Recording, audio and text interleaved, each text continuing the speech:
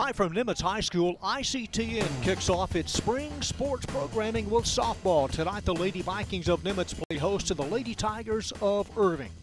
Hello again, everybody. John Nelson along with Rob Willman, our season opener tonight. The Lady Tigers come in at 2-9-1, 0-1 in district play. This District 7 6A contest, the first of two between these two squads this year. Nimitz at 1-8 overall.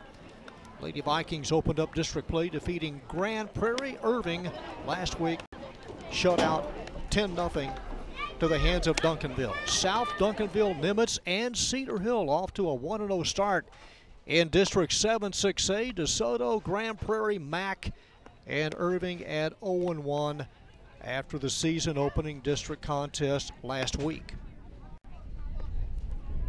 In the circle tonight for the Lady Vikings, there's a freshman, Alyssa Hernandez. Hernandez making her second start of the year on a cool evening wind out of the north here in early March.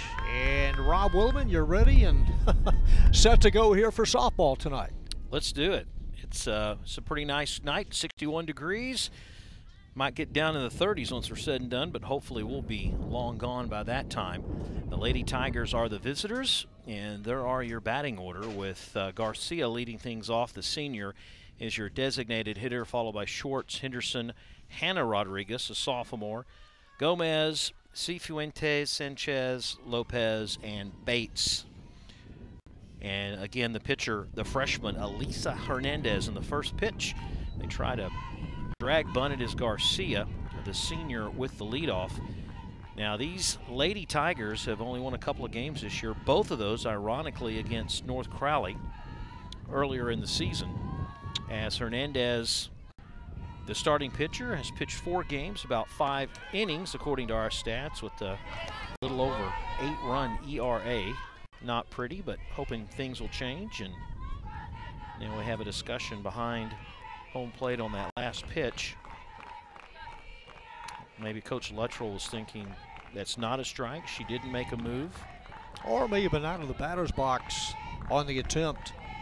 Take another look at it. The running bunt, she's pretty well in there and just offered it one outside. And the count stays at 0-2. The lefty with that advantage from that side, and she goes right to Hernandez, who tosses to first, and they opt to go with the tag, and there is one down. So 1 up, 1 down, and Mina Schwartz, the junior shortstop, checks in her first time on ICTN up to the platter. Schwartz batting .364, on base percentage of .417, 5 RBIs. She struck out 3 times, walked just once. Facing the freshman, who rocks and fires on the outside, and it's a ball. I don't recall the Irving Lady Tiger uniforms last year. A little more colorful. More gold than black. Yeah. I like the threads. And the next pitch low, and going to her left is Franco to make the stop. Irving comes in averaging 3 runs a game with an on-base percentage of .346, a little lower than what Coach Luttrell would like at this point, but he said it's a district game, so this is the only one that counts tonight. Yeah, none of the pre-district stuff does matter. Doesn't at all. It's the one here as we take a look at the players behind the pitcher, Hernandez. Spence, Gonzalez, and Miles from first to third. Rodriguez, Lindsay, and Gomez, the outfield alignment from left to right. Franco behind the dish, and Hernandez in the circle tonight for Nimitz. Well, a long talk by Franco. Again, in the lower 60s, a breeze every now and then from right to center, but should not affect the way the ball carries tonight. That one right down the pipe, but high, and it's 3 balls and no strikes. And Coach Luttrell may start telling his players to look at even more pitches and try to force the pitcher to throw strikes. That's 4 straight and a ball. And the senior goes down to first base with 1 out. That'll bring up the third baseman, the sophomore, Melanie Henderson. Quite a few underclassmen really on both of these teams. You've got a couple of seniors starting for Luttrell. And for Deanne Williams, she's got some freshmen out there. Yeah, he said this is a young team. They can find a way to win early. That would be good, but not a good district opening loss last week to Duncanville, but Duncanville expected to contend, if not win, the district this year. Yeah, that ladies program still hurting from losing the regional finals to eventual state champ Plano. You think every year one of the 4 teams in ladies basketball will beat Duncanville. You kind of expect that every year. Not so this year. Must be a scrappy bunch up in Plano. Well, it'll be different next year in District 6A. Yeah, the Lady Panthers, they'll play the Dallas schools. All right, so Henderson steps in, swings at the first pitch and pulls it way out in front of that one. And it's just a long strike for the sophomore.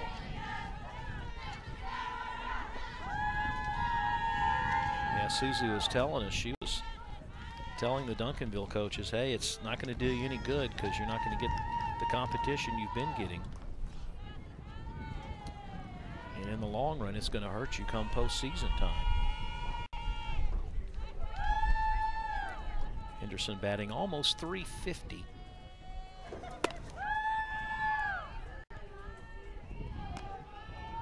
As the runner at first stays put, that Schwartz drew a ball 4 straight with the ball. Count is even at 1-1 with 1 out. Infield, outfield, pretty straight away. Right fielder really playing deep. Gomez out and right as Henderson takes a nice cut and slices it down the first base side, foul. So she's pulled one to the left, foul, and she's pushed one to the right and falls behind on the count 1-2. Trying to go the other way, was about a 1.5 feet from reaching second base, if not third. That ball was trouble down the line. She has a nice compact swing though, John, and yeah, short, sweet. But I bet she has some power. That is straight up. Who's going to get it? Pitcher calls for it. She makes the grab, and Alyssa Hernandez with both putouts now. And there are 2 down, and Hannah Rodriguez, another sophomore, the first baseman, steps up with the runner still at first. That second baseman, Gonzalez, kind of hedging toward first a little bit, so there's a really good gap up the middle.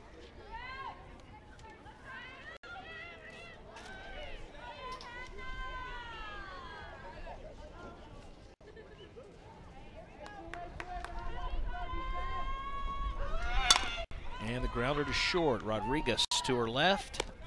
Nice stretch at first by Spence, and the inning is over. So 1 walk, 1 runner left on base. The Tigers go down scoreless after a half inning of ball. There's a look at the Lady Vikings. Opened up district play, defeating Grand Prairie 10-4. They pounded out 14 hits for Coach Deanna Williams. And a nice district opening win for Nimitz. This is their 10th game overall. They come in at 1-8. And game number 13 overall for the Lady Tigers of Irving. Lindsay, Gonzalez, and Spence, the table setters for Nimitz tonight. In the middle of the order, Franco, Andrade, and Miles. And then the bottom third, Gonzalez, Hernandez, and Rodriguez.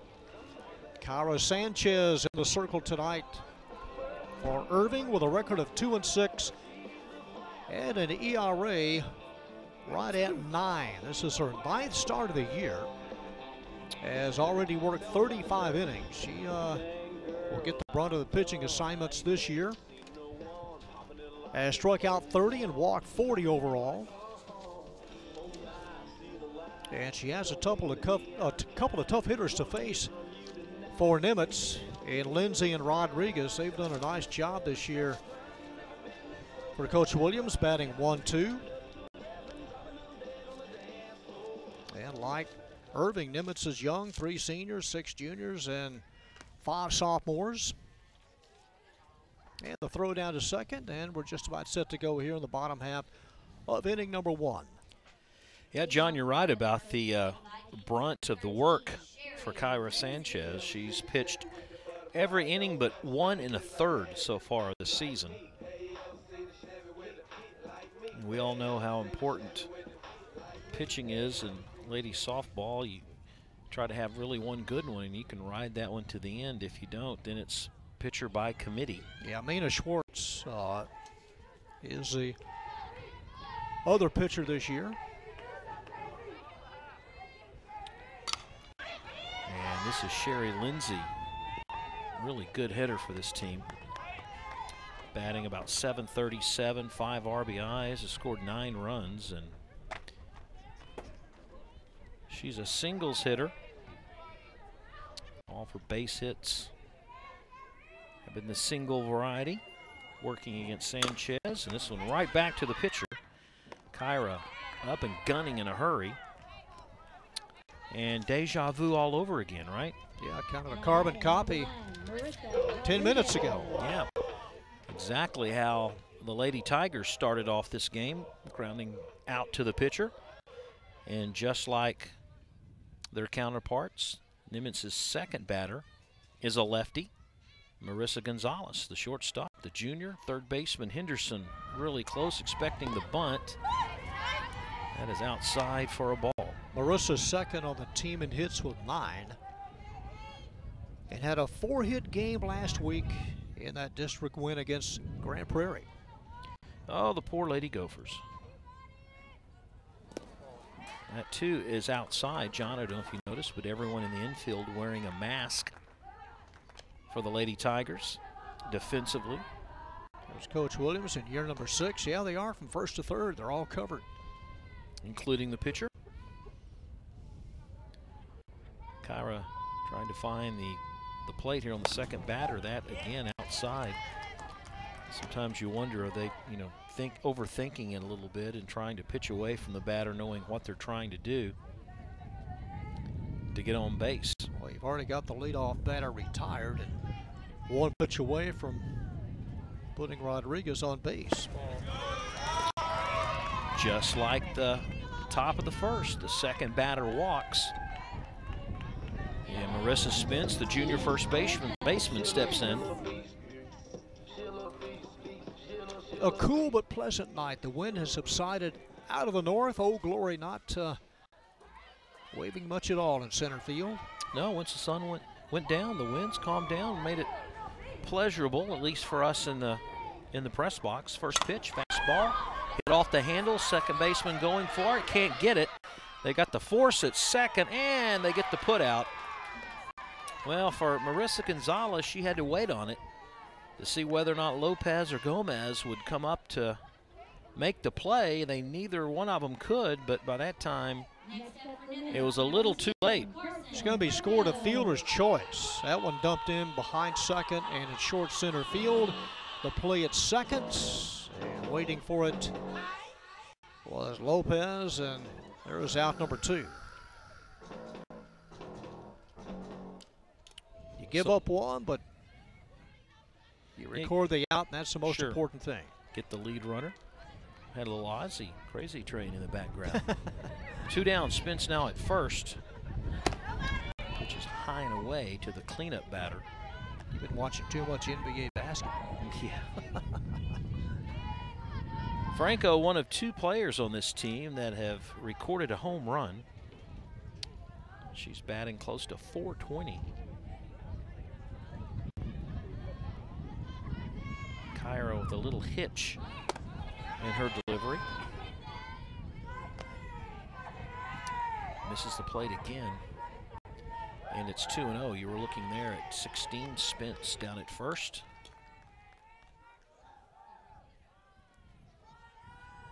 Infield pretty much normal, no crazy shift whatsoever. Third baseman playing where she normally does, and that is outside, and it's ball 3. Nimitz comes in with a team batting average of .358, and like Irving, averaging 3 runs a game. Almost at .500 slugging percentage. Must have been, well, the count 3-0 runner at second. Spence now. So there was a balk. balk. Yeah, balk called. And they'll go ahead and load the bases. As they'll go ahead and put Franco at first. Probably a pretty good call considering her power. Now you've got a force on every base in the infield except home with 2 outs, and Andrade up to the plate, the designated hitter. Glad the PA announcer said her last name first. That was a I was going to go on waiting game. Yeah. So there's 2 on, 2 outs. Gentle breeze from center to left. Runners will move on anything hit. And this is to right field, down the line. Right fielder making a move, and she snow cones it. Bates for the final out of the inning. You could see the yellow at the top of the glove. And Bates had a long run down that right field line for the final out. So both teams strand a runner or 2, and we finish 1 complete inning of softball. We go to the top of the 2nd. Still no score. Yeah, Bates with a long run made the catch right on top of the line. This was trouble from the outset, and then Bates catches up with it right about here, makes the catch right on top of the line. You can see the yellow sneaking out of the glove from here. Look at that. A little white, a little yellow, and securely held on. Didn't have to worry about throwing it back to the infield because that was out number 3. A little yellow for sure. We've had some, in some of these rival games, we've had some really high scoring affairs.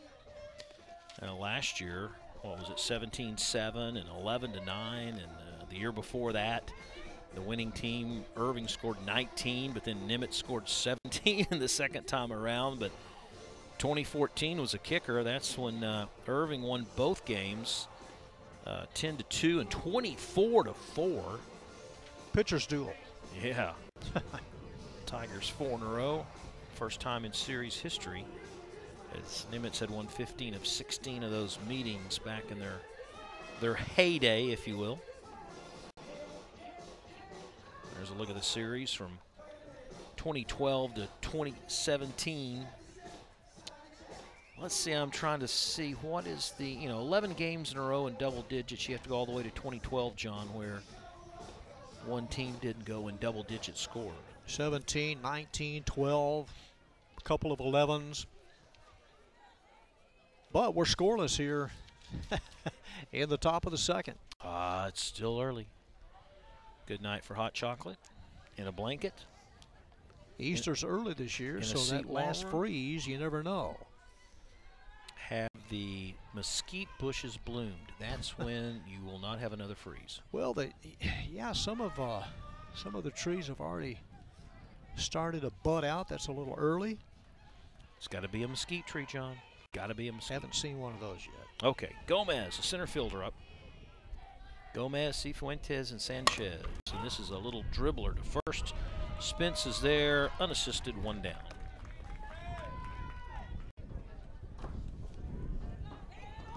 And that's the way, if you're a Lady Viking fan, you like to see it. 1 pitch, 1 out. Find the plate. Let your defensive players make the plays behind you. And Stephanie Cifuentes up, the senior, wearing number 6, playing center field. First pitch kind of low in the dirt. Franco had to dig that one out.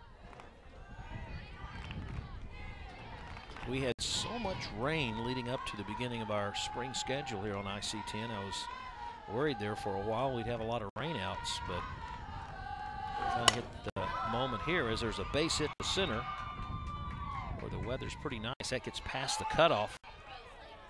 And Cifuentes wasn't looking, so she will stay at first base with a single.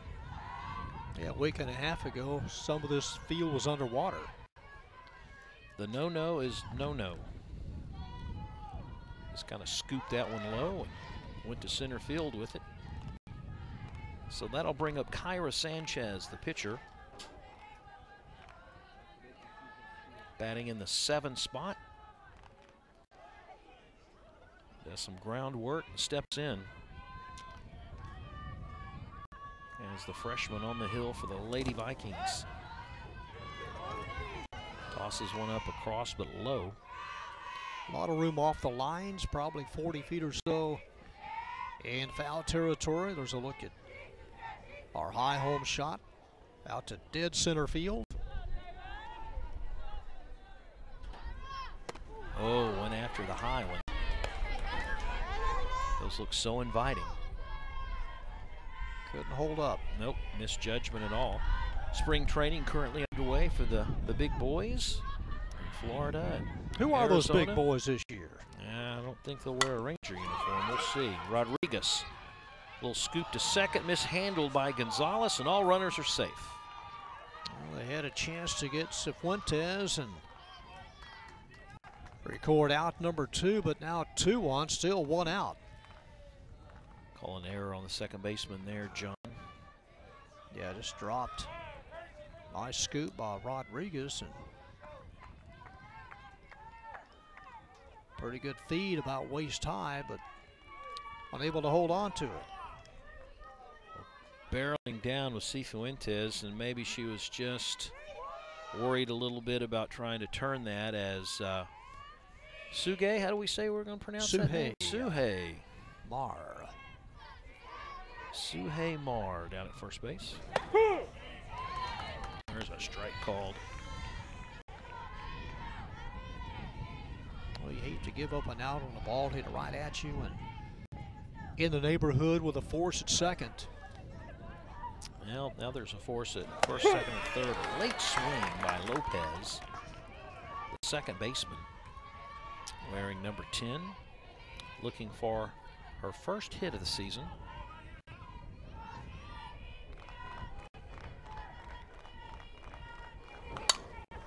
Off to left field. Will it find the gap? Left fielder, long run. No, that's going to go close to the wall. That's going to score 1. And coming in is Cifuentes, and Nadia Lopez with her first hit of the year is a double, and she gets an RBI to boot. Kristen Rodriguez in left field having to run to her left, but that was well hit off the bat of Lopez. Here's another look at it. You know, John, at first I thought it was going to stay in the air long enough for Rodriguez to catch up to it. Yeah, it didn't hang up, and had to quickly get to it as Cifuentes touches home for the first one of the game. Bates now up, takes a strike, throw to third. Miles with the tag, not in time. So the number 9 hitter before Garcia comes back up, and the top of the order for the Tigers. Another half-hearted, one-handed slap of the bat. One-handed push. It was, wasn't it? And it's 0-2. It's Sanchez, or excuse me, Marr down at third, the pinch runner. And Nadia Lopez with her first hit, a double, and an RBI down at second. And only 1 out. Bates halfway to the pitcher's circle. And it's 1-2. First and second, they're in. They're crowding in, and there's a little slap to short, and that's all it takes. That's going to score a run, and they can't even get Bates at first, and it's now 2-0. Marr scores from third. Again, the courtesy runner for Sanchez, and Bates able to reach as Lopez motors over to third. Yeah, give her a base hit for Bates. I mean, she slapped that in a perfect place. Past Hernandez and the shortstop Rodriguez didn't have a chance at first, since Bates is a lefty and had a pretty good jump anyway. So 2 runs across, 2 runners still on.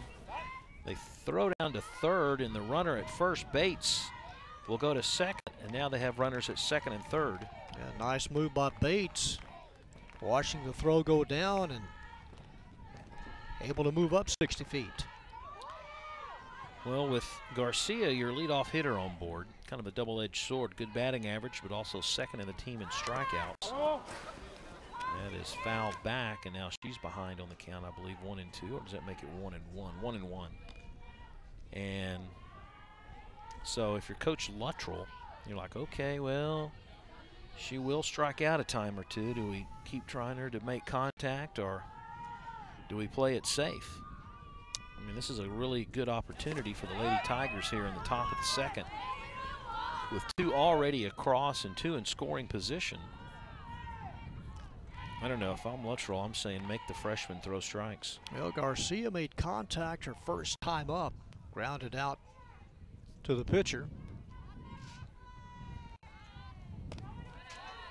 Outside again, and it's 3-1.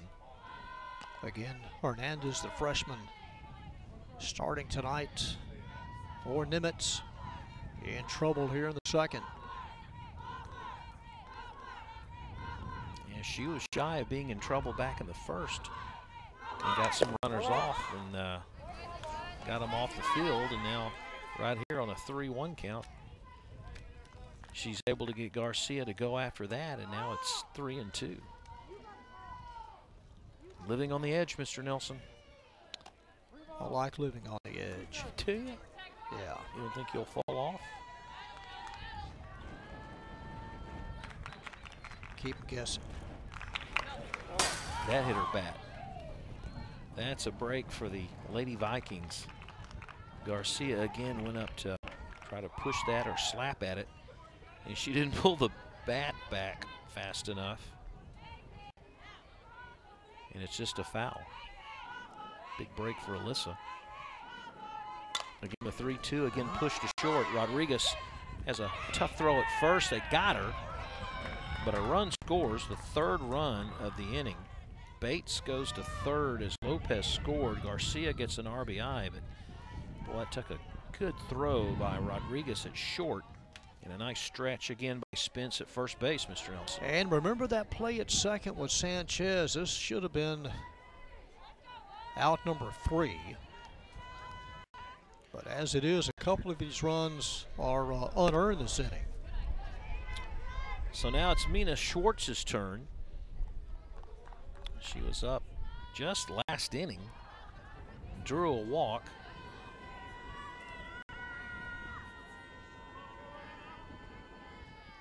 With 2 outs, the infield can relax to normal depth. With 1 out, the last couple of batters up, both that right side of the infield is really hedging their bets and playing really close to the plate in anticipation of a slap. Now they can play back with a 1-0 count. That's high and away.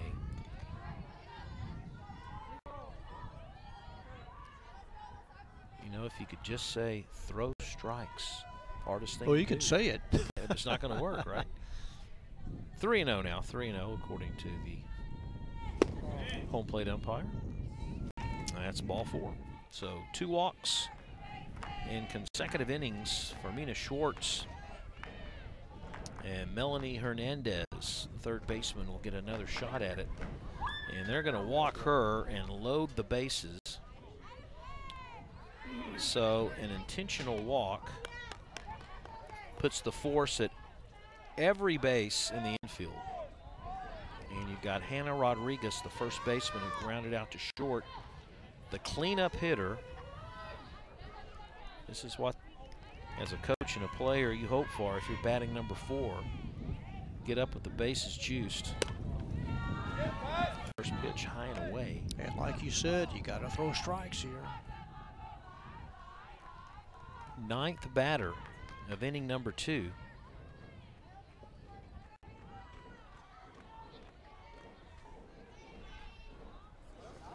That's a nice pitch. Took a little off. Rodriguez looking all the way. Got a big face mask on those helmets now. They've really, ladies softball, they've upped their game in safety.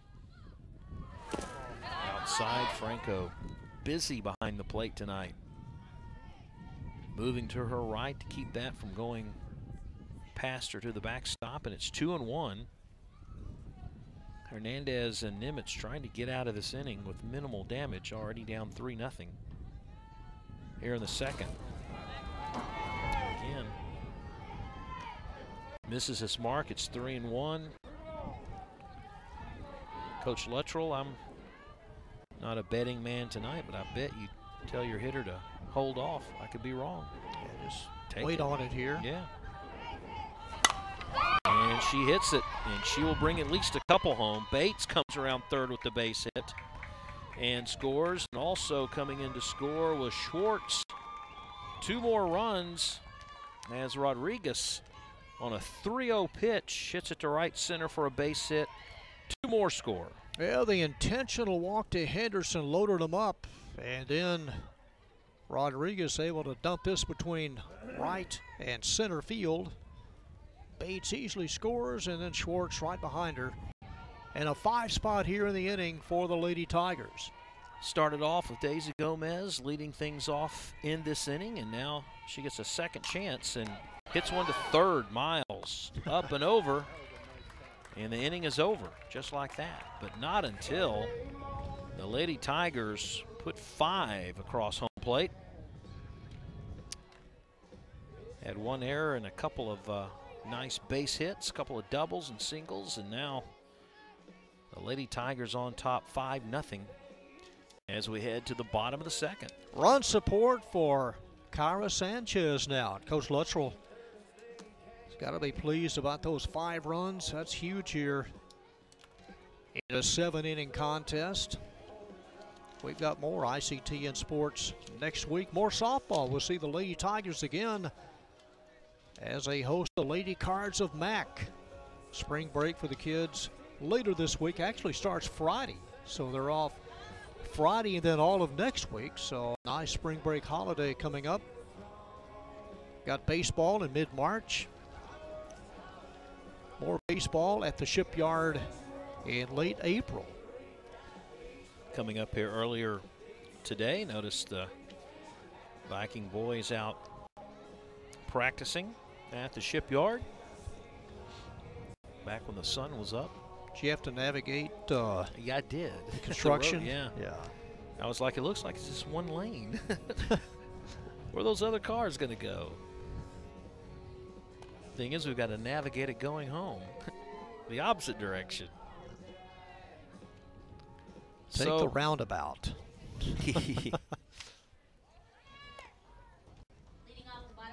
So we go to the bottom of the second, and Kyra Sanchez has a 5-0 lead now. And we have 6, 7, 8 hitters. Miles, Gonzalez, Hernandez.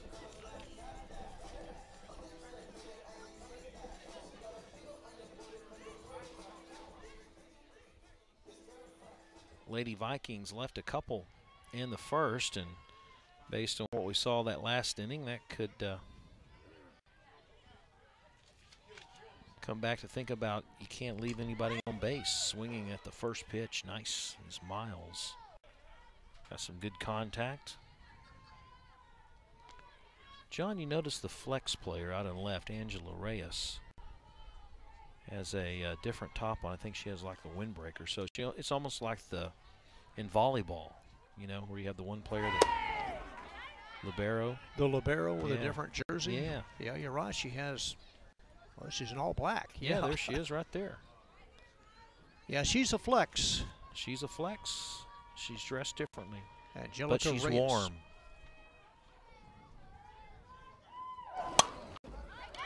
Popper to the pitcher, and Sanchez scoops that up for out number 1. Able to reach out and find it. And a leadoff out here in the home half of the second. So Sanchez has come up with the outs in the first and second inning. Always a glove turned down in that situation. Yeah, you know, that's one of the things is kids, when you first learn to play the sport, it takes them a while to learn to turn the glove the other direction. April Gonzalez, junior second baseman, looks at the first pitch in the dirt. April batting about 280 or so. Has an RBI, scored a run, played in about 4 games this year.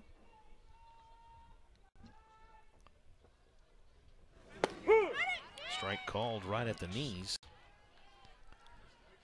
One of the harder pitches that Sanchez has thrown so far. Yeah, you know, one of her best pitches, actually, as far as speed and location.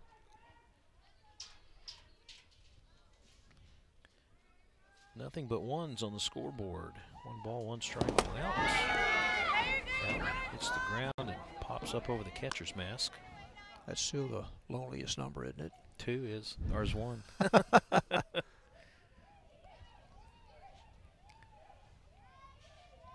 One's lonely until you get 3. And then you can move on. That was outside. A little velocity, but misses the plate. And 3-1. Both teams, though, have been pretty aggressive at the plate.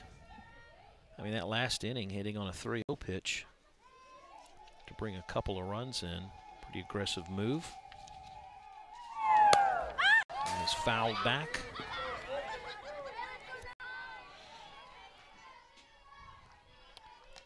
Cedar Hill, 16 runs against DeSoto on Monday night. Team that Coach Deanna Williams coached at for a couple of years. Yeah. Count is full, nobody on. And that is the first strikeout of the evening. And on the year, number 31 for the sophomore. So 2 up, 2 down, and Sanchez's counterpart, Alyssa Hernandez, the pitcher, the freshman, her first at bat.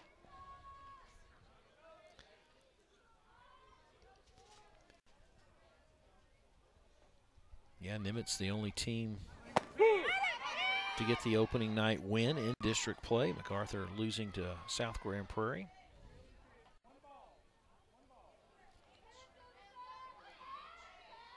Okay, they changed that call to a ball. Yeah, it is.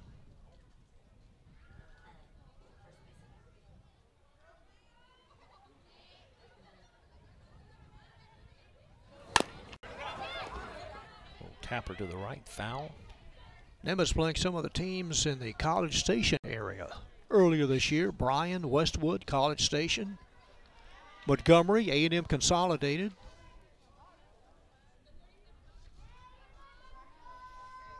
So that was a big, big tournament. And again, we talk about the rain. They've had a lot of rain even down there. Surprised they even got some of that in. That's a strike called on the outside. Yeah, very few of those fields were not of the natural turf. Hernandez now behind on the count. Right back to the pitcher, past the pitcher, the shortstop Schwartz over. Nice play to first, and the inning is over. So 3 up and 3 down for the Lady Tigers. And we have 2 in the books. It's the Tigers 5, the Vikings 0. Back with more in a moment.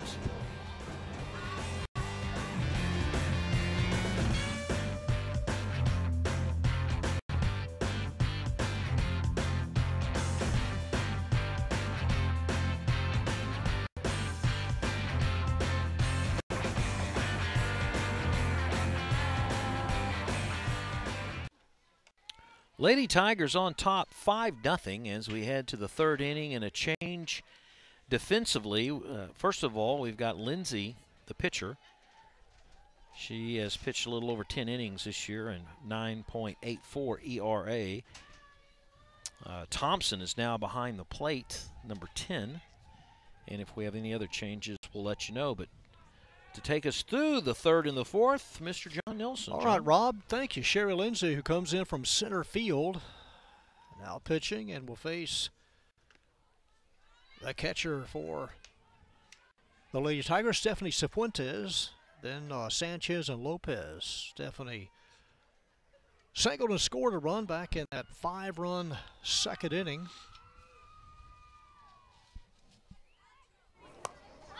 And this one lifted foul off of the backstop. And the count even at 1 on Stephanie Fuentes, who came in batting an even .250.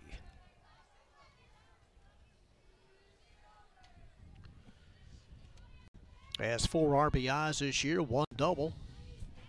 And the 1-1 pitch pitch is top foul past third. And the count now at 1-2.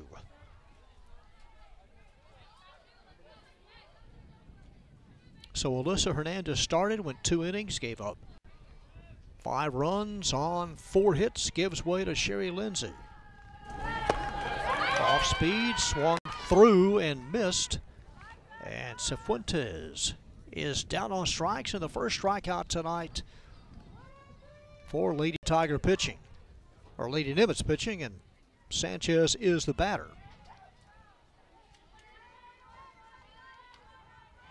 So Nimitz with his first strikeout. Kyra Sanchez, the opposing pitcher, reached on a fielder's choice in the second inning.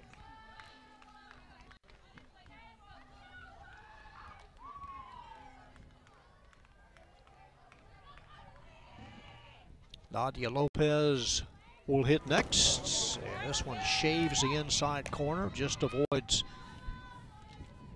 contact. 5 runs on 4 hits at last inning and 2 left on base. This was hammered by the shortstop Rodriguez out into left field. And Kyra Sanchez collects hit number 5 for the Lady Tigers. Well, John, I will try to keep this as straight up and non-confusing as possible defensively. Okay. So the center fielder comes in to pitch. The right fielder, Gomez, goes to center. April Gonzalez goes from second to right, and the pitcher, Lindsay, goes to second base, I believe. Or Hernandez, the starting pitcher, goes to second. 1 on, 1 out. Nadia Lopez is the batter. Doubled and drove in a run her first time up. Watches one down low, and the count at 2-0. 1 on, 1 out, 5-0. Irving on top. You know, it was Lindsay that picked up the win against the Gophers in the season opener. Also got a couple hits and drove in a run, so she had a pretty good district opener.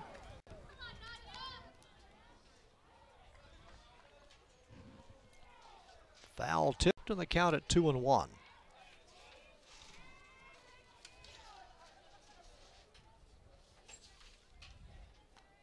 Haley Bates on deck. And the 2-1 pitch is lifted in the air to short right field. Waiting for it is April Gonzalez as she gloves it for out number 2. And just getting back at first is Sanchez. Nice playing right by Gonzalez. Franco's still in behind home plate, by the way. Yeah, not Thompson. Correct. Haley Bates. Single her last time up. Watches one sail outside for a ball. A strikeout, a base hit, a fly ball out. Here in the top half of the third.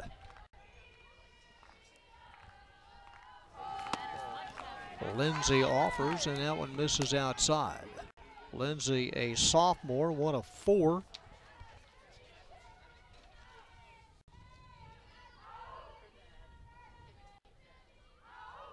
Bates ready, so is Lindsay. Here's a pitch, offered and misses on that bunt attempt with 2 outs. Third baseman Miles is about 10 feet down the line. There's a look at the rest of the alignment. And the 2-1 pitch is bunted back to the circle. Lindsay gloves, throws, big stretch at first by Spence just in time as Bates is retired. Couple of ground ball outs and a fly ball out in the top of the third. As we go to the bottom half of inning number 3, it is still 5-0 in favor of Irving.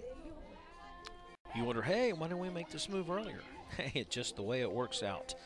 Lindsay with the big frame, and those a strike at first, and again Spence, nice stretch for the third out, and the Lady Vikings come to bat here in the bottom of the third, down by 5 runs. You know, John, I was kind of looking over, you know, what's going on in ladies softball, high school softball through the offseason, and it seems like transfers, a lot of players are transferring to other schools, and you know, you think about, is it to a better school, or, you know, they've all been approved transfers, but you know, a couple in 5A over in Forney, A&M recruit Trinity Cannon transfers to Forney, who, you know, lost to the Colony last year in the regional finals. Colony went on to win it in 5A, and also sophomore in Rockwall Heath. That was Cannon. She was at Rockwall Heath.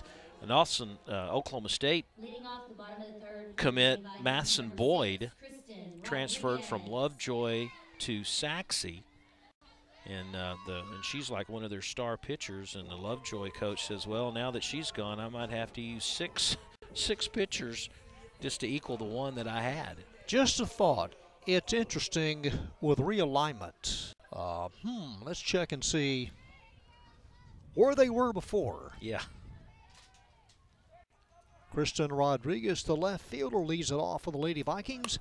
Swings on the first pitch and fouls one up the bottom half of that overhang. Sherry Lindsay to follow, and then Marissa Rodriguez. Here's the deal. The very first one I was telling you about, the A&M recruit, Trinity Cannon, when she was at Rockwall Heath as a sophomore, she had 15 home runs last year. Bringing some offense to the table in Forney. The Lady Jackrabbits. There's 60 total bases right there just off of home runs. Yeah. That's pretty stout in anybody's game to begin the year. Nice pitch on the inside, Black. Rodriguez takes it, and the count at 1-2. Kristen came in batting .273.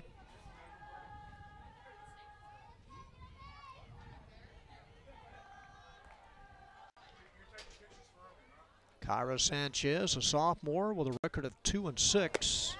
That one way outside. And the count leveled at 2. You know, we talked about the Colony. Their head coach battled breast cancer for like the last year and a half. Got a clean bill of health, Deanna Coleman, so she's excited to be back in the mix this year. And she has 5 returners from last year's team that went to state. All 5 have either signed on the dotted line or have verbally committed to a college program. What a powerhouse. Yeah. Count full up on Rodriguez. Here's the offering. Swung on in the air to right field. That's got some carry to it over the head of Bates. Extra bases for Kristen Rodriguez. Not stopping at second and will reach third. A leadoff triple for the left fielder for Nimitz. And the Lady Vikings in business here. The number 9 hitter making some noise, going with that low and away fastball, and Bates really didn't get a good jump on it. Anytime you see an outfielder have to do a 360 out there to find the ball, you know you're in trouble. And some good speed by Kristen Rodriguez has the Lady Viking at third. We'll also bring up Sherry Lindsay, who grounded out to the pitcher her first time up. And time called. You know, now that she is pitching, you notice she has the sweatshirt on.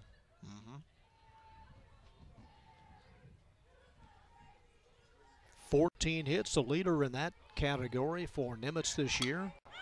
Lifts this one foul behind us. Sherry also the leader in runs scored and RBIs. And a base runner at third with nobody out. Kyra Sanchez looking in. Rocks, throws, set one off with a mitt of Cifuentes, but not far enough for Rodriguez to try anything. Well, it's the top of the order for Nimitz, and except for Lindsay, who grounded out back in the first, the next 3 did get on base. They drew walks. You know, they're a patient group. Coach Williams may be asking her now starting pitcher, Lindsay, to be a little more patient. And the 1-1 pitch. Low, ball 2.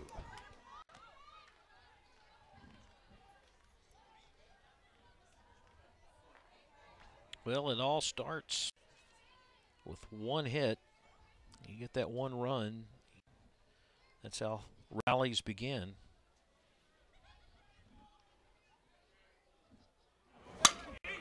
One hopper by the shortstop, Schwartz, and the Lady Vikings have their first run. Sharply hit like a bullet by Schwartz. And Lindsay with her 15th hit of the year. Boy, like a missile off the bat. Had a little English on it. Schwartz couldn't get to it. And it's an easy trot to home for Rodriguez. And the Vikings get their first run of the night. Yeah, ball was smoked. And here's Marissa Rodriguez, number 1, the junior shortstop. Think she's going to try to slap one in again? Well, judging, yeah. There's the answer. Walked. Their first time up.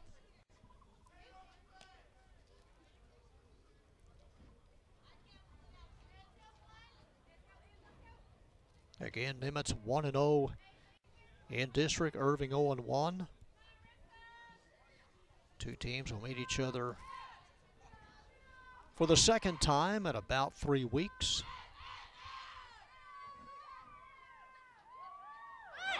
Outside, taking second and drawing the throw, but in under the tag easily is Lindsay. So Sherry able to get herself in scoring position with nobody out. Thing is, John, though, as you take a look at Lindsay there, gets a good lead, gets a good start, not even close. If you have a hitter that does nothing but slap, unless there's an error in the infield, you're not going to bring the runner home. Lindsay out at second, kind of motioning where the ball's going to go. That is a strike called. On the outside corner, and the count now at 1-2. You know what I'm saying, though? If you don't get that solid hit. You want that ball beyond the infield. Yeah, you're not going to plate the runner. To first, as Lindsay able to go over to third. Rodriguez is out. Next up, number 16, Marissa Spence. And Lindsay watching Henderson after the throw, able to move up an extra base. And this will bring up Marissa Spence, the first baseman. You know, both of these third basemen have pretty good arms. Throw some rockets over to first. And except for that one error we saw in the infield, both teams playing pretty good D. Marissa Spence reached on a fielder's choice when Rodriguez was forced out at second back in the first inning. First pitch swinging and loops this one foul off the backstop. Couple of hits and a run home here in the bottom of the third. Spence came in batting an even 200. A couple of RBIs.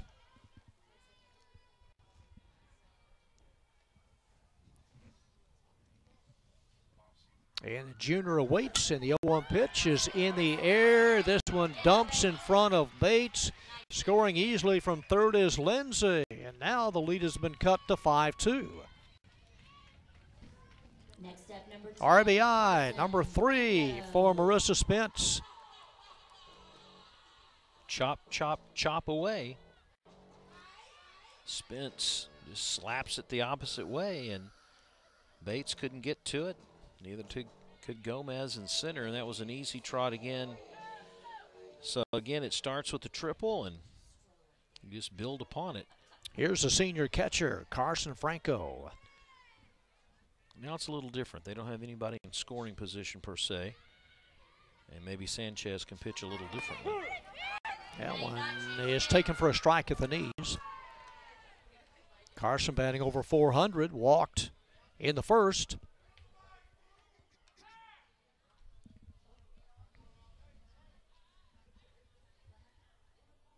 And now the base umpire and the home plate umpire looking in foul territory.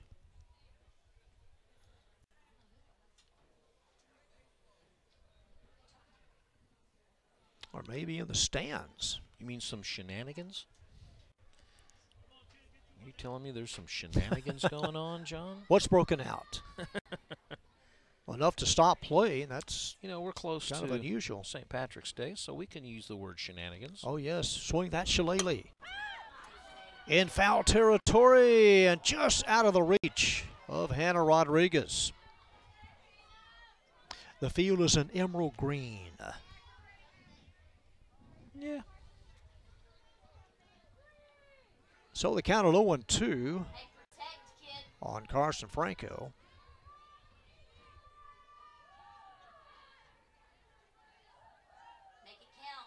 Andrade, the designated player, due up next. Kyra Sanchez, sophomore. Looking in, Cifuentes gives her the target and the 0-2 pitch. Outside, having to reach high and away is a catcher, Stephanie Cifuentes, and the count at 1-2. I can see what Sanchez was trying to do there, trying to get Franco to bite a little bit, but I think that was just a wee bit too outside.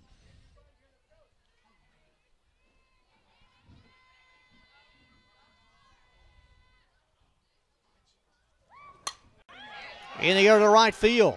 Bates has room and hauls it in. Spence has to scamper back to first, and there's out number 2. Franco gave it a ride, but Bates had room in right field. Gave it a good one. Bates has a tendency to play a little deeper than most, a couple of steps back, and so she was in better position that time than she was back when the triple was hit.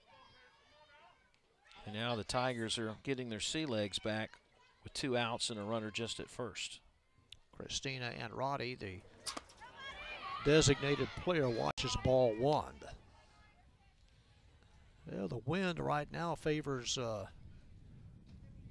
neither portion of the outfield. Not much of an advantage at all.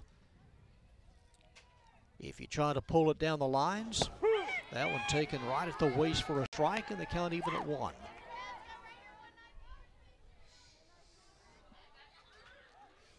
Christina flied out to right. Her first time up. 2 out, runner on first here in the bottom of the 3rd. Slipped out of the hands and it hit Andrade on the foot. Andrade, and she'll take first as Spence moves up to 2nd. That's the thing about softball, you know. So like baseball, you can just sit there. You can just act like a statue. Wait for it to hit you. And no give at all. Yep. Oh, it got me. And a courtesy runner at first for Andrade is Courtney Miles, the 3rd baseman up there. Yeah, you don't know who the courtesy runner is, do you? Can No, you see a number? Warm-up jacket on, there's no number to see.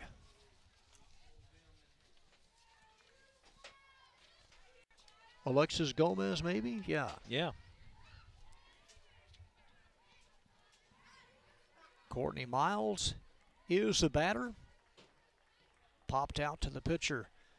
Her first time up, and watches strike 1. 5-2, Irving on top. Golden opportunity here for the Lady Vikes. Miles, one of 6 juniors on the squad. With a couple of runs already across. Sanchez delivered. This one poked down the right field line. It is a fair ball as it juts away from Bates. 1 run in. And ending up at second base is Miles. Coach Williams had to put the brakes on Gomez, rounding 3rd. When that ball was first hit, and after Bates had it ricochet off her glove, I thought maybe 2 runs at least would come across, but you watch there as Miles went opposite field, and Bates, who really, you know, came on strong, had it get away from her glove.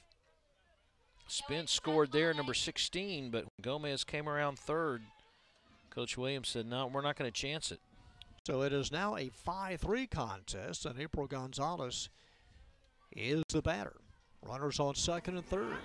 That one gets behind Cifuentes, but able to reach around and locate it quickly.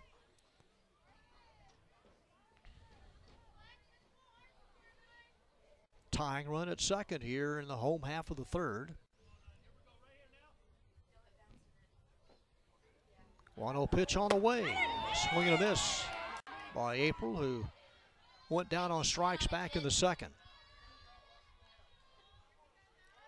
I wonder if we'll get double digits in this game. Let's see. Well, Irving is halfway there. Yeah.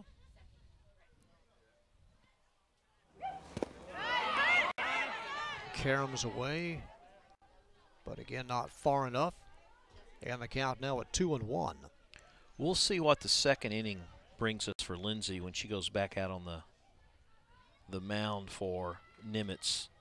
You know, sometimes that first inning you're really strong, and then the second you kind of lose sight or concentration. But Alexis Gomez, again the runner at third. And the count now even at 2 on April Gonzalez. Courtney Miles, the runner at second. 4 hits this inning and 3 runs. Sanchez throws. That one up high as April held up, and the count is now gone to full. Hey, don't help her, kid. hey, good job by April to hold off. She wanted to. Almost persuaded. Here's the payoff pitch. Lost her. Able to draw a walk, and the bases are loaded.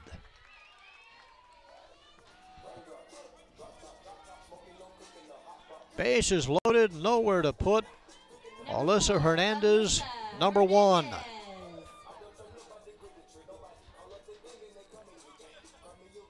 Can't wait to see what Coach Williams goes for here. Is it the slap your way on? I mean, there's 2 outs, so, I mean, you really got to outrun it. Infield's playing deep. I mean, Yeah, this would be a good chance if you're pretty good at it. Pretty deep all the way around. Yeah. First pitch strike from Kyra. She's done that a couple of times in this inning, get the strike from the get-go, but she couldn't do anything with it after that. Deanna, a Nimitz grad, back in 98. Up high and a swing and a miss by Hernandez. Couldn't hold off of that one at the count 0-2. You know your team's down by 2, bases loaded. Just hoping to get that clutch hit to tie things up. And here it is. It's on the ground. It is backhanded and dropped away from Lopez, and it is a 5-4 game. Hernandez able to put it in play. Gomez scores from third. I give it an RBI single. Lopez did her best just to keep the ball from getting past her with the backhand. Only 1 run could hit the platter, and we go to where this thing all started, Mr. Nelson. And they have batted around. Kristen Rodriguez let things off with a triple. Bases loaded. It's a 5-4 game, and there is ball 1 up high.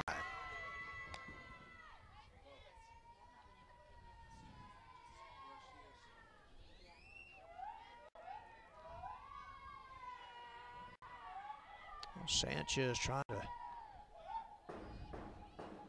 somehow nail down this third out, but the Lady Vikings hanging tough here. John, don't you know the third out is the hardest? It always seems to make you work the hardest. And it doesn't, you're right, it doesn't come easy.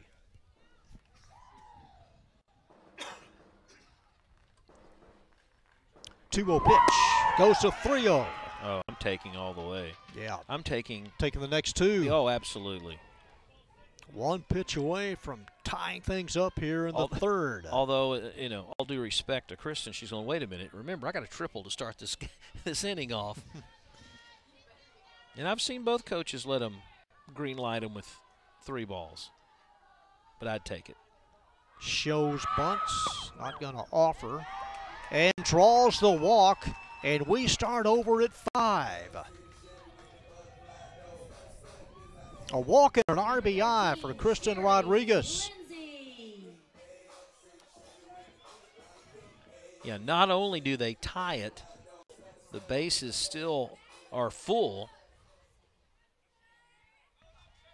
And here is the aforementioned Sherry Lindsay.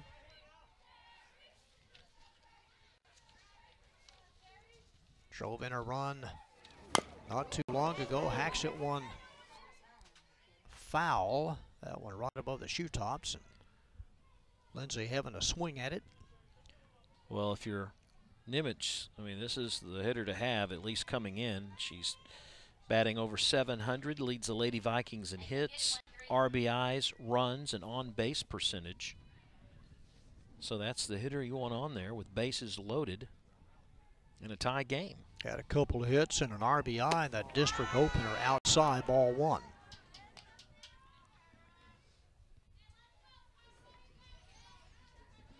Wearing lucky number 13. It's been good tonight.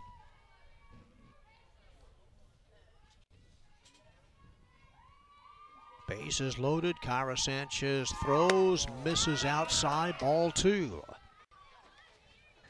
And here comes Coach Luttrell. I was wondering when we would see the head coach come out. I'm going to clean off the pitching rubber, like that's going to help. Does some housekeeping. And sure. Maybe a little. Kills a little time in the same process. Maybe some nervous energy by the coach. Boy, she is. That's nothing but calming her down. Yeah, that's all you can tell right there. Try to settle things, bring it back to an even keel here. Hey, they were playing Final Jeopardy on me. Did you see they had a tie recently after the Final Jeopardy? A tie that doesn't happen? It's like only the second time ever, and they've changed the rules to where they have one more question, and whoever gets it right wins it. You don't bet any money. It's just another question to see who the winner is. It moves on. So you're playing with house money after the tie. Correct. Just to I see didn't hear that. Just to see who comes back. Huh. The count now 3-1.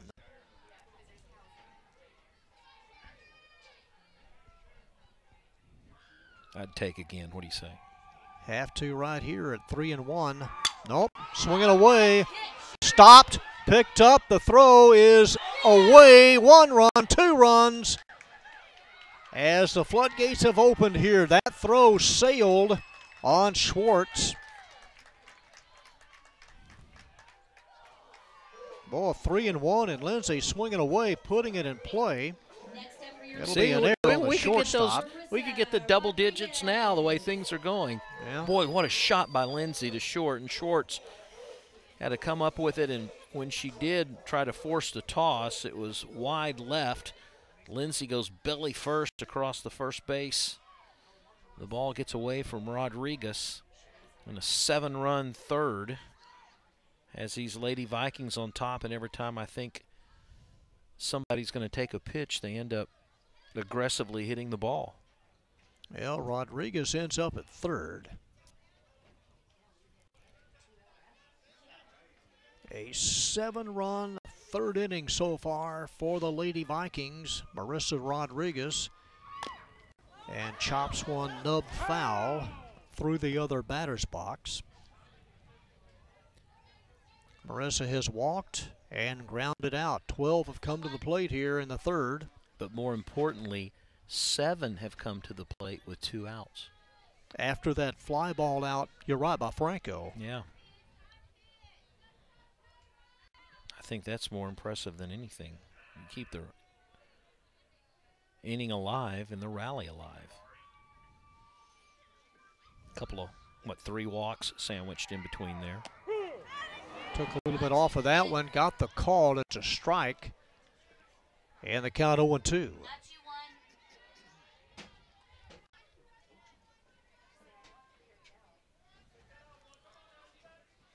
Lindsay at first and Kristen Rodriguez over at third. Here's the 0-2 pitch. It is over but high. This will be cut off on the throw to second, back to third, and just back is Rodriguez. That tag by Henderson almost got her. I thought they had her, to be honest. You see that play often where the shortstop will cut off the throw to second and hopes to get the runner at third. Here's the isolation. And go slow, go slow. Nope, she's there. Good call.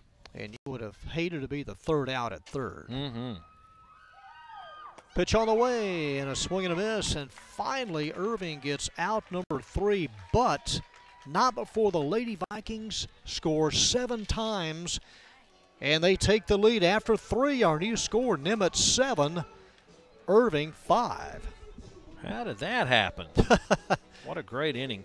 We had some coaching changes around the Metroplex. One of those in this district after 9 seasons, South Grand Prairie head coach Jonathan Rogers goes to Red Oak. That's quite a different step there. Ted Garcia takes over the reins at South Grand Prairie High School. Also, I didn't know if you knew this, but no UIL team has ever three-peated in ladies softball. Keller has won 2 in a row, but they lost their head coach to Frisco, Brian Poehler, after winning back-to-back for the Indians as a head coaching job at Frisco. So some changes there, and you know, we talk about head coaches, and former Lady Viking head coach Mike Dyson, now 6th all-time winningest softball coach. He's 526 and 203 and 25 years of coaching. Yeah, be at Coppell now. He left here to go to the Frisco School District, and now he's at Coppell, and we will see him next year for the Cowboys. They'll be in the district with Marcus and Hebron and also Louisville High. Some new faces, Mr. Nelson. Yeah, District 6, 6A. So now a lead for Sherry Lindsay in relief of Alyssa Henderson. And the top of the order for the Lady Tigers here in the 4th. Jocelyn Garcia, Mina Schwartz, and Melanie Henderson. You know, you hear a lot in baseball about, you know, a long inning and the effects on pitching. I don't think that really does the same to you in softball. Oh, I'd like to have a 7-run inning and have the lead. Yeah, I think that's a little overrated at times.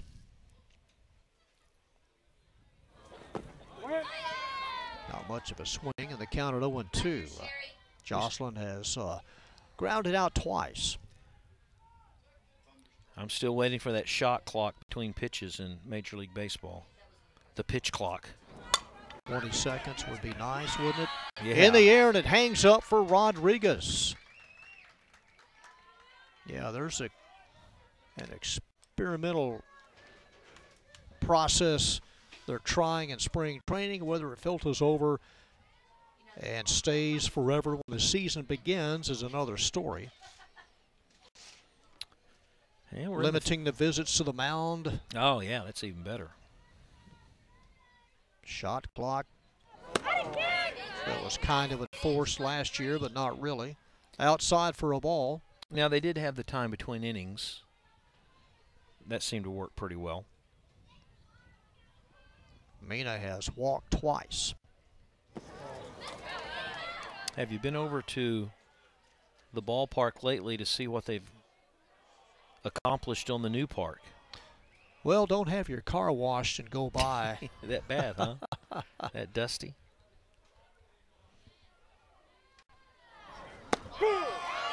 Nice pitch taken for a strike by Mina, and the count at 2-1.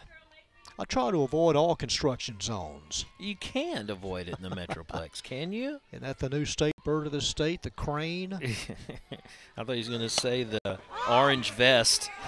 Caught in the air by Miles at third. 2 infield pops here in the top of the 4th. Just what Sherry Lindsay needed here with a 2-run lead. And this will plate Melanie Henderson, the third baseman. You know, you talk about construction, and if you have to get on an interstate to go south, it's better to be on 45 than 35. 35's a mess. You get to Waco, it's terrible. Temple starts getting busy. How was that trip to Huntsville last week? It's not bad. In the air to deep center field. Looking up, and this one has left the yard. A solo home run by Melanie Henderson. Melanie goes deep. It is 7-6. Boy, that had the trajectory, the distance. It had all the elements, didn't it, John? It really did. End of the night. Her first Now home the run lead of the at 1. season. Yeah, it is. The team's first home run of the season. A 2-out solo home run by Melanie Henderson. This is worth another look here. Right down the middle, right in the wheelhouse, and the deepest part of the ballpark, center field.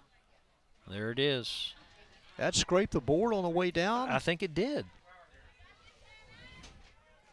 Made some contact, and it is now 7-6. First team home run. And here's Hannah Rodriguez, the first baseman.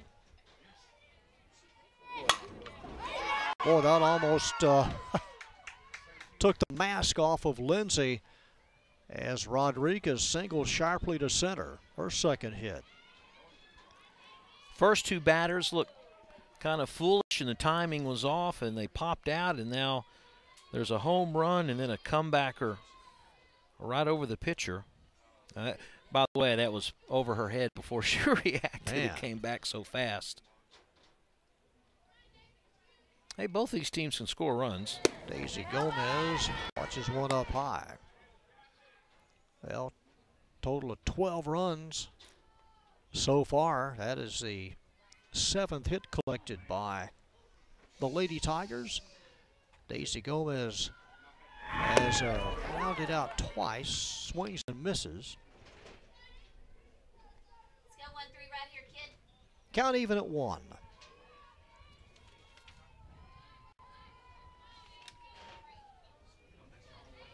Daisy batting .316, has 6 RBIs. Outside, and it's 2-1.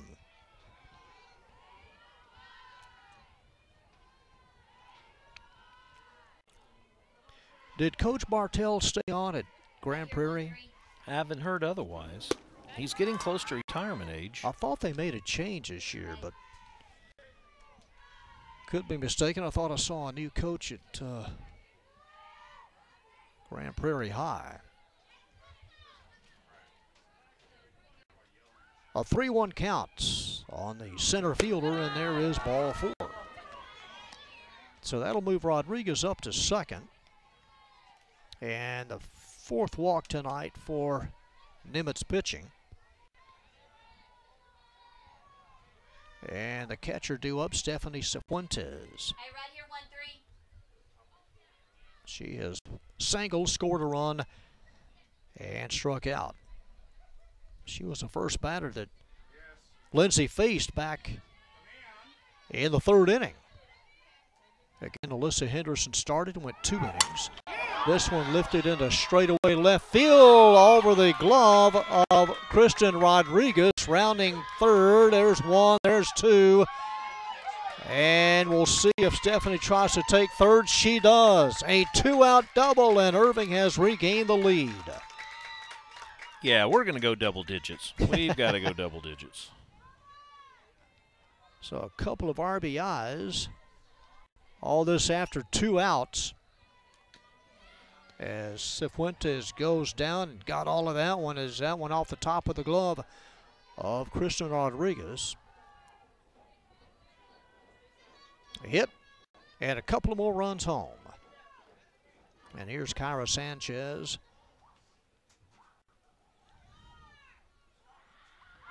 It is 8-7. Kyra is 1 for 2 tonight. I think the most impressive thing is just the aggressiveness of the bats tonight. Everyone is, they see a good pitch to hit, they're going to try. In the air, and that's a fair ball. I said foul. It looked like it. Well, it looked like it. Miles hit it in fair territory. Yep. Call the ball, ladies. So going back to third is Cifuentes.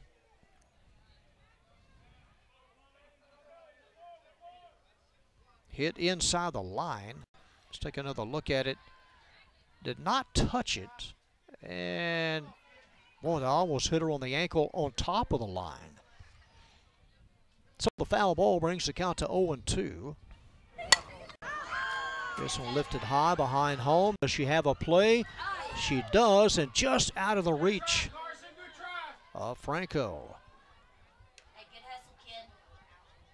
Or Thompson. That's Franco. Yep. The 0 covered up by the ponytail. 0 looks like a 1. Mm-hmm. Had some room.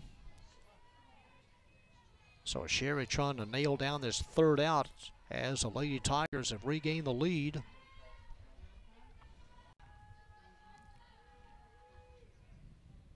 Oh, 2 pitch. In the air and caught by the second baseman for out number 3. But after 2 outs, 3 runs come home and another lead change. Follow up on your question during the ball game. Yeah, Coach Gary Bartell is now over athletics in the city of Grand Prairie, has been promoted up into the carpeted office, as Ron Chapman used to say on KVIL. He's now over both Grand Prairie and South Grand Prairie schools and their athletics, and his first job is to find a replacement. And, you know, his son was, I believe, the defensive coordinator on that Gopher team. So we'll see what happens there. At least for the home games with South and the Gophers, will just have to walk out the off. Well, maybe a little longer walk now. Yeah, a little bit longer. Not on campus. Down the street a little bit.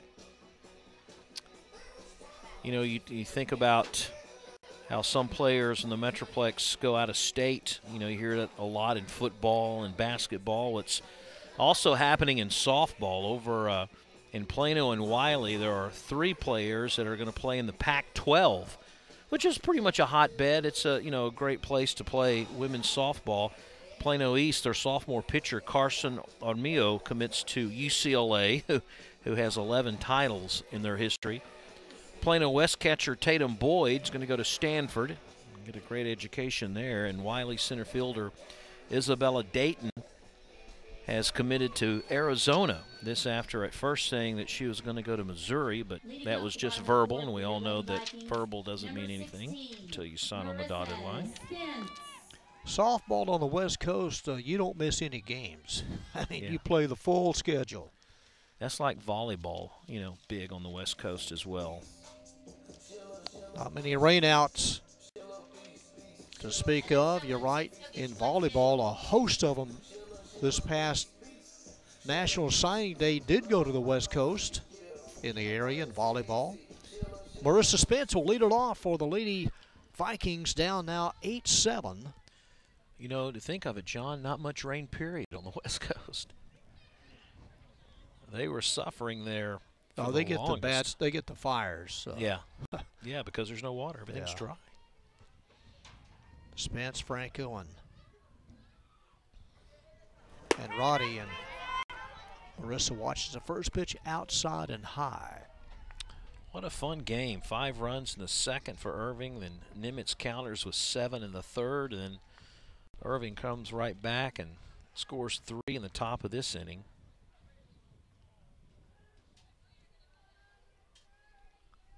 Sanchez throws that one. Sailed up high in the count, 2-0. And it's not the traditional, walk 4 batters and walk runners in. It's, you have some walks in there, but they've been hitting the ball well, both teams. Yeah, tonight we've had a home run, a triple, a couple of doubles, a whole host of singles. To a pitch, now goes to 3-0. now Sanchez has that same feeling that Lindsay had in the top of this inning, where you wait a while before you get back and pitch.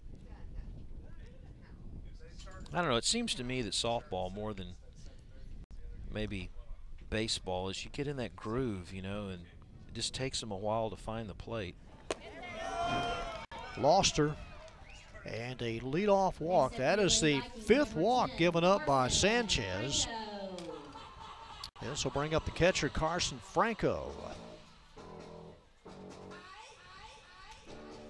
0 for 1 tonight. Came in batting .417, 8-7. Irving high on top. 7 runs on 5 hits in the last inning for Nimitz. And they start off with a base runner.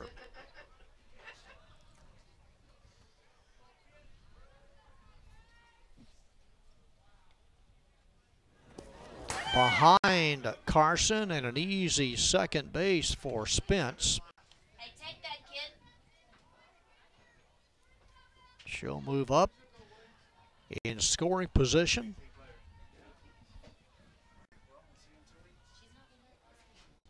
Kyra came in with a record of 2-6, was making her 9th start. Inning-wise, she is now closing in on 40 for the year.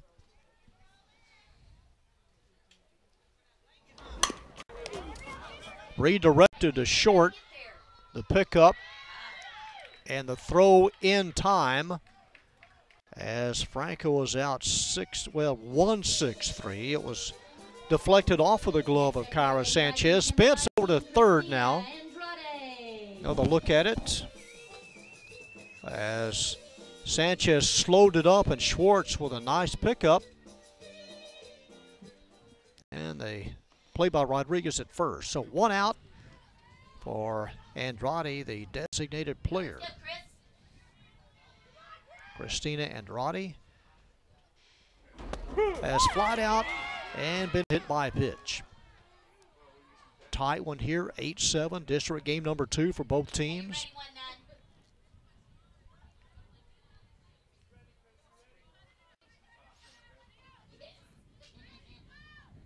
Sanchez delivers inside, ball 1. Courtney Miles to follow.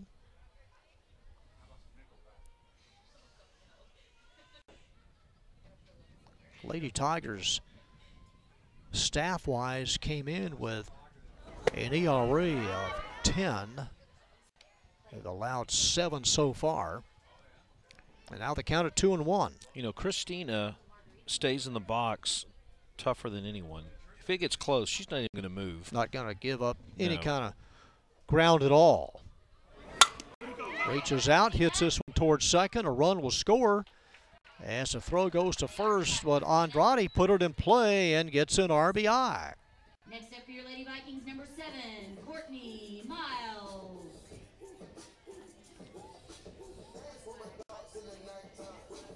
2 out. And here is Miles. We're tied at 8. Double her last time up.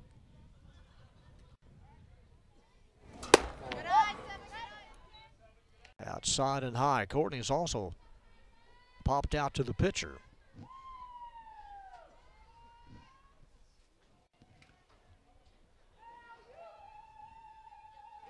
It all started with a leadoff walk. And that one down low, ball 2. Spence walked, came around to score.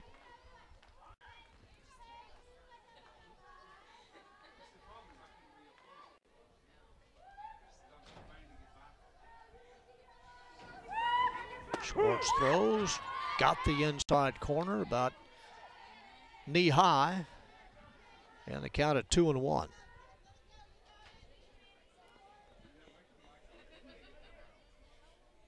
A run, a hit, and an error this inning. Swing and a miss as Kyra comes back strong, and the count even now at 2. Good pitch by Sanchez. Good little changeup.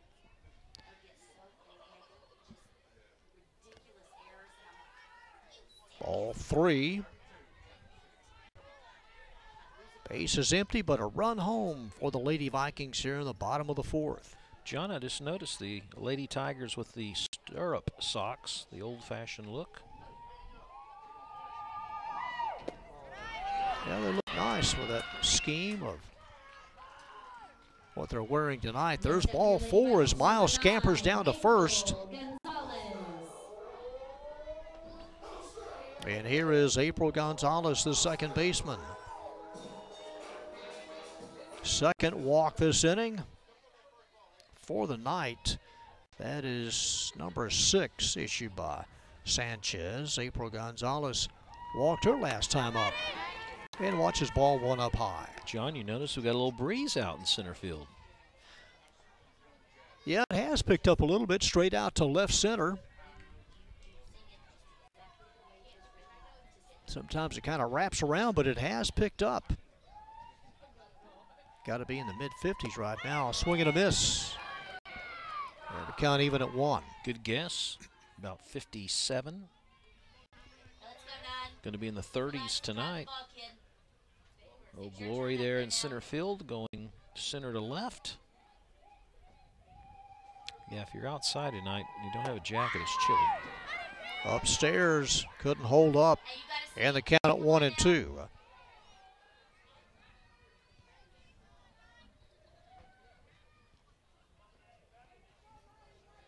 April came in at an average of 286. Made contact, but fouls this one off the backstop, first base side. Count holds at 1 and 2. I'm trying to remember, and maybe our executive producer will remind me or not, but one year I thought we had like an old couch down here in the stands, like on the front row. Some of the students would sit on the couch to watch the games. I know Lamar did that in basketball. Yeah, they did. The bright blue one. There is strike 3 as Gonzalez is called out on strikes, but Nimitz able to come right back and tie this one up.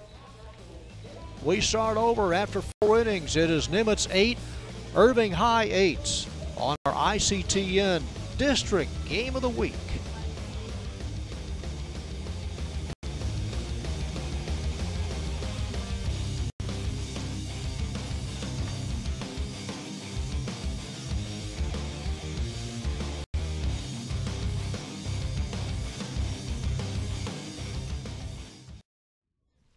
Four innings in the books. We're tied at 8. In with his second stint of duty tonight, Rob Willman. All right, Mr. Nelson, thank you very much. Let's go back where we started from. Tied at 8, 5 runs in the fourth inning for the Tigers, 7 runs in the third and 1 in the fourth for Nimitz. 5, 6, 7 innings left to go unless we go extra.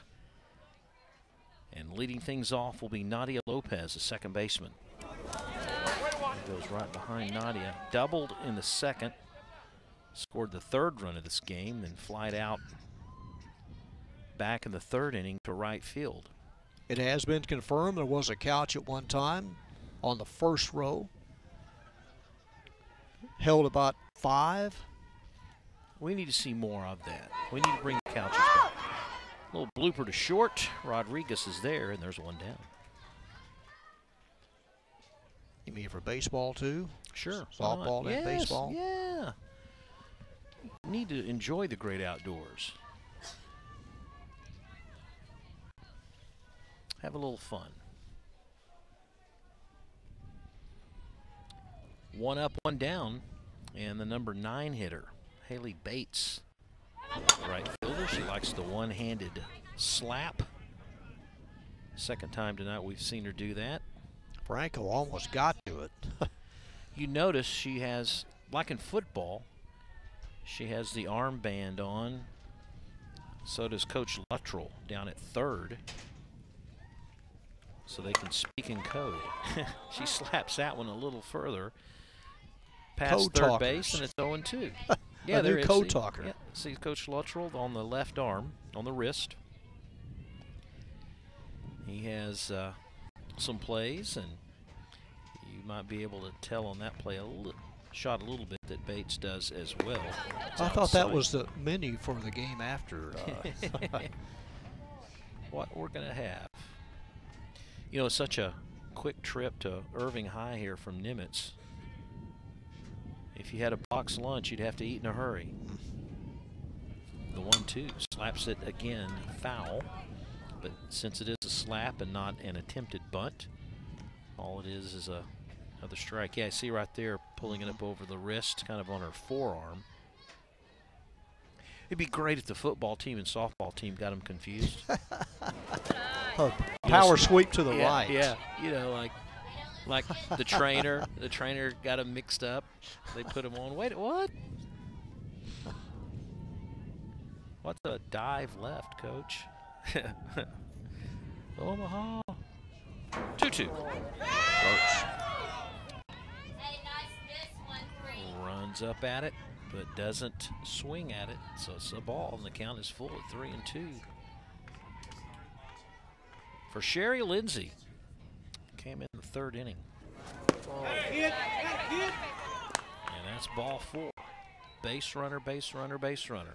Yeah, able to work a walk. Second given up by Sherry Lindsay.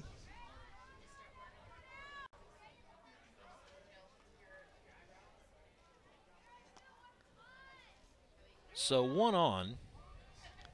Spins at first.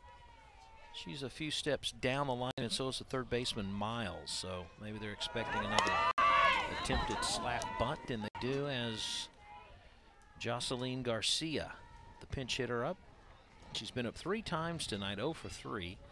A couple of ground outs and a little pop-up to short back in the 4th inning. There is 1 out, and the game tied, so you're playing for that 1 run at this point in time. Runner goes, and the ball really didn't even come close to the shortstop, Rodriguez, covering. And now Bates is down at second with 1 out. And I would think both teams are playing for 1 run maybe at this point in time. That's a strike called. That one came back on a corner.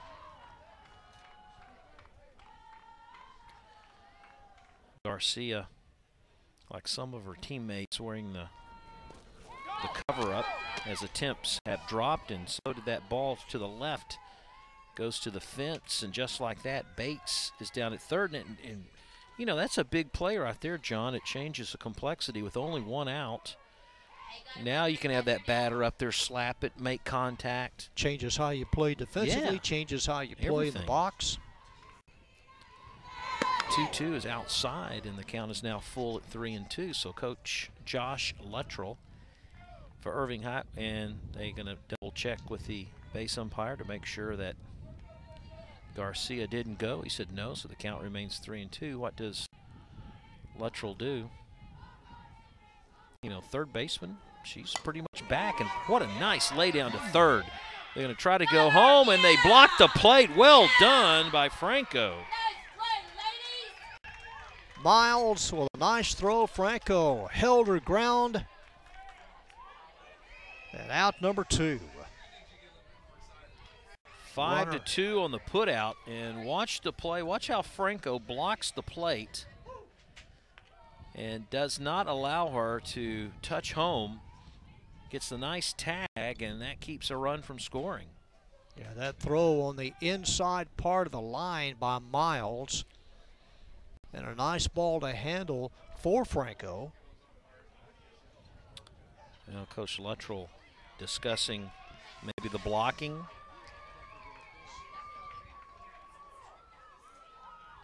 So all that happens is you've got the runner going to first now with 2 outs. There's a slap. I mean, this is a great play down the line. A little late jump.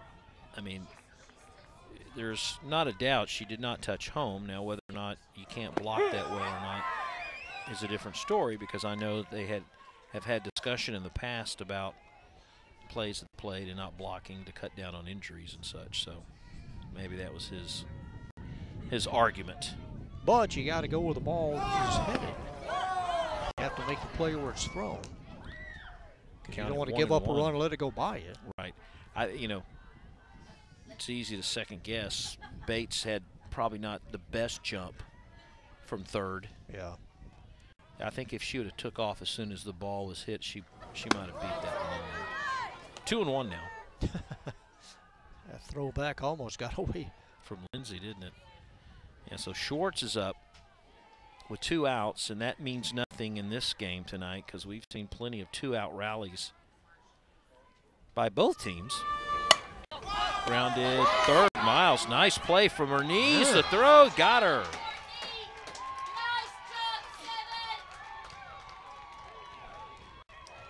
Again, the third baseman tonight for both teams have come up with some web gems. And it gives the Lady Vikings an opportunity to regain the lead. Look at here.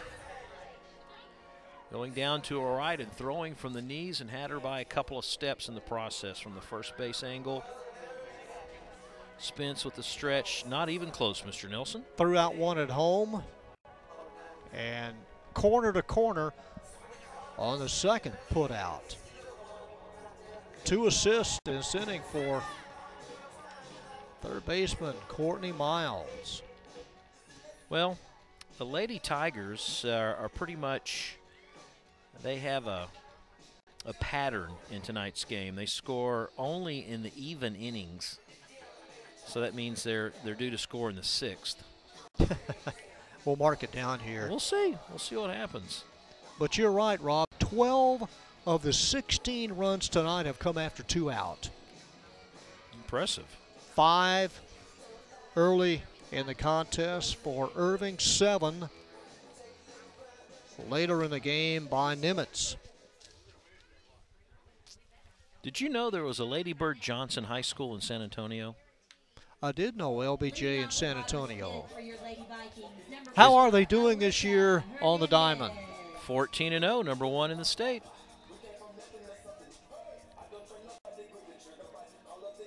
A couple of teams that this district will face in postseason, Belton and Waco Midway in the top 20. A few teams you don't recognize or hear about very often. Katie Tompkins. You hear about Katie, not Katie Tompkins. So Alyssa Hernandez, Kristen Rodriguez in the top of the order, Sherry Lindsay due up here in the bottom of the 5th. Tied up at 8 apiece. A fun little game so far to call. That one right to third, and Henderson to her left grabs it out of the sky, and there's one down. Another play by a third baseman tonight. Imagine that. Hit hard, but Melanie there to pick it off.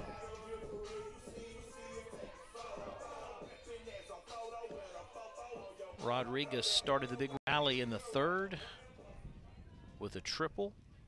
Scored the first run of the ball game, and then also had an RBI by drawing a walk in that same inning. Ball outside as Kyra Sanchez has gone the distance, pitching for the Lady Tigers.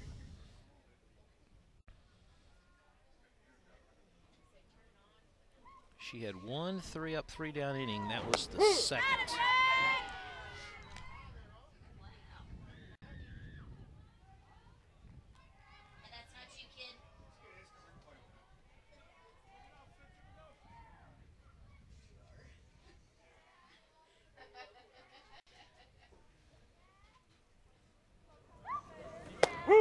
Strike called. Again, we've got more softball next week. We'll see the Lady Tigers again as they take on the Lady Cards of Mac.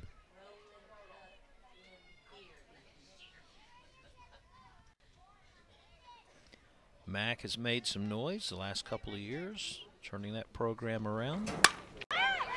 Looper left center. No one's going to get this one. It's going to go all the way to the fence. Rodriguez going for her 2nd triple of the night, and she's got it. Oh, that would plug the gap between Gets Reyes away, and she's coming home. Couldn't get the words out of my mouth, and she scores for 3rd. Well, she gets a triple, and then she scores on the throwing error to third.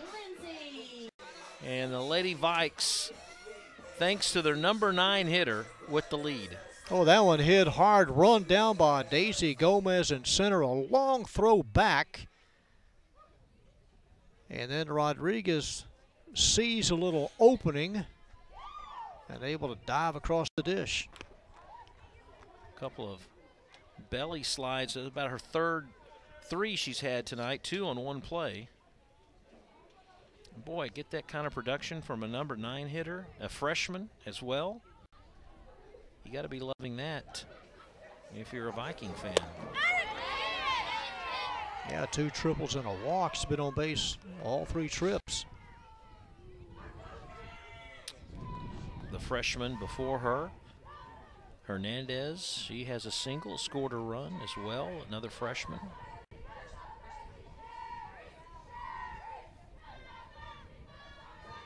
This is Sherry Lindsay, the pitcher of record now. Pops that up to second. Lopez says she's got it. 2 down.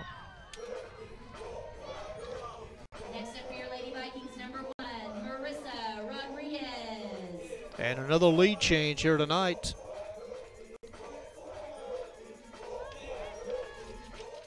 Two teams have split their series the last 3 years.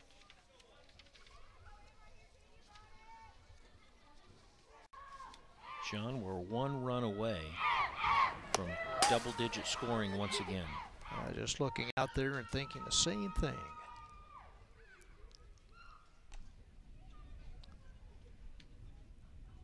Now this is Marissa Gonzalez. Walked, grounded out, and struck out. Every time she pretty much just tries to slap at the pitch to get on board. And that's why the corners are in a little bit. Ira Sanchez misses that on the outside corner.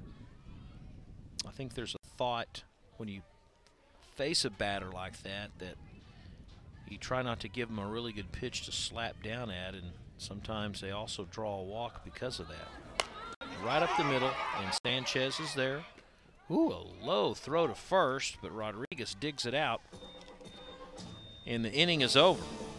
But not until a nifty play by Kristen Rodriguez to give the Lady Vikings the lead after 5 innings, and we head to the 6th. Oh, these 2 pitchers tonight, Rod, you got a lead change, another lead change. You come out, and you're down a run, then you're up. Your spirits are lifted up a little bit between innings.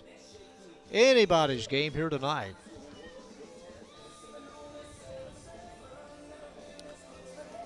Go ahead and take a look at the standings.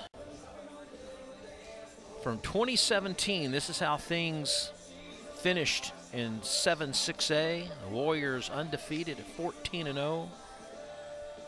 Duncanville, Mack, Cedar Hill, MacArthur making postseason. And they ended up finishing in 3rd because of the coin flip with Cedar Hill. Lady Gophers, Nimitz tied at 5-9. Irving was 3-11, and DeSoto winless.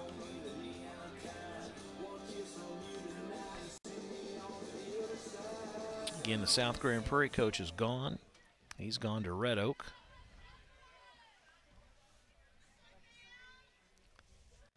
So we'll see if the pattern holds true, John. If Irving scores in the even innings, this would be their inning. They're down by a run as we start the 6th, and it'll be Henderson, Rodriguez, and Gomez.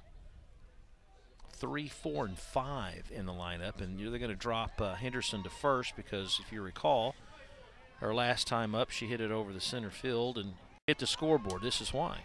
Got all of this one off of Sherry Lindsay after 2 are out, as it scrapes the bottom of the board coming down, and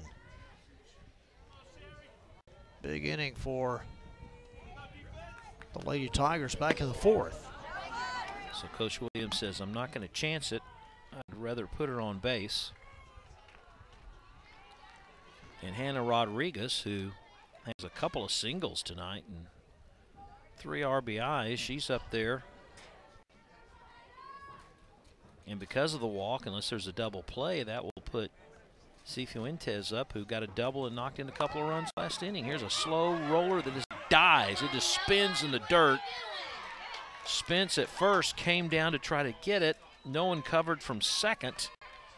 And now you've got runners at first and second. Have you ever seen that, John, how that ball just spun and just stopped? It's it like started making a hole. It dug a hole, yeah, reverse spin, and it just buried into the dirt. Nobody covered first. Here's another look as it just Watch the ball stops. Just goes in circles. Yep. But nobody there. And an infield hit for Hannah Rodriguez. So now the Tigers with 2 on, no one out. Gomez, the center fielder. Hey, let's go 1-3. Just like that, you have the Tigers trying to answer the call after going out to a big 5-0 lead. It's a nice pitch, strike called. Floats that one over nicely. Yeah, we'll see if the intentional walk comes back to get him. Yeah. Coming into tonight's game, it's Gomez right here who is leading the Tigers in RBIs. This is a great stats night if you're a hitter. Oh, yeah, hitting percentage, on-base percentage. Everything goes up. Big numbers. 1 and 2.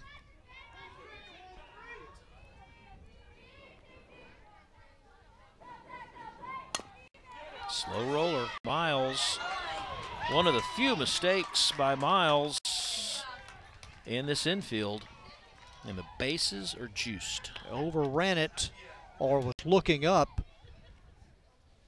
and the base is loaded for Cifuentes, the catcher. All right. Time called here, and a meeting with the inner circle. First of all, we see if it's a change in staff, or is it more of a, I think it's more of a, this is what I want you to do, get your head in the game. This is what we do. There's a, you know, get the lead runner, force it any base. You know, is it too early to try to get the lead runner, or you just want to get an out? I mean, because they're going to have 2 more at bats. But right now, Irving has a chance to really pile on some runs with the bases loaded and nobody out. The catcher, Stephanie's up, 2 for 3, 3 RBIs. Doubled her last time in the 4th. So Lindsay has her work cut out for her in the top of the 6th. Kind of a strange start, the intentional walk, wasting no time to put Henderson aboard, and the ball that just buried into the dirt off the bat of Rodriguez. Hey, let's go, Sherry. Work hard, baby. Second pitch called ball. I think Lindsay thought she had that one over the plate. She kind of took a little bit longer stare at home plate. And that, too, misses the mark. And I don't know, maybe I'm reading too much into it, but that time she kind of stared over at her head coach after that pitch like, what do I have to do to get one over the plate? And 4 straight pitches, and we are tied again, Mr. Nelson. Well, no lead is safe. RBI for Fuentes. Another walk and a run, and we'll have some changes here. And that's going to do it for Lindsay. And let's see, try to keep an eye on who goes where. We're going to bring the starter back in. The freshman. Yep, Hernandez. Does Lindsay go to center? No, she might go to second. Let's see. Will Rodriguez go to second?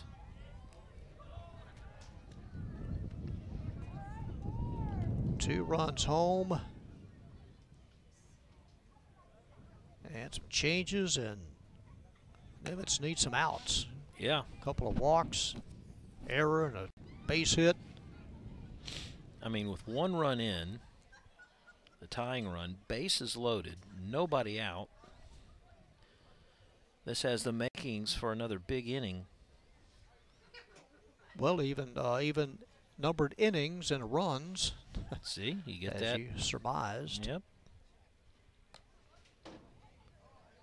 So Hernandez, who started the first 2 innings, gave up 5 runs on 4 hits. She did walk 3 in the early goings, and now out there for the second time. Let's see if Lindsay stays at short. I believe so.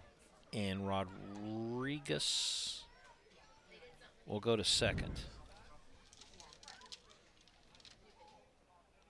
Or Gonzalez, I'm sorry. Marissa, Gonzalez. yeah. Gonzalez.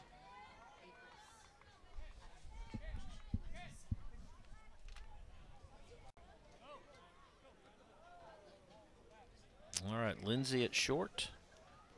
Gonzalez at second. You see her there, number 1.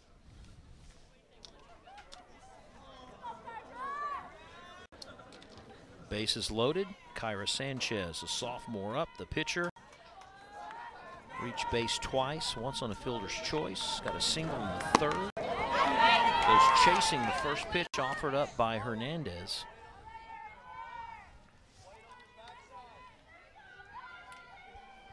Tied at 9. You know what she's thinking. Oh, get some runs to help. And she goes right to center field.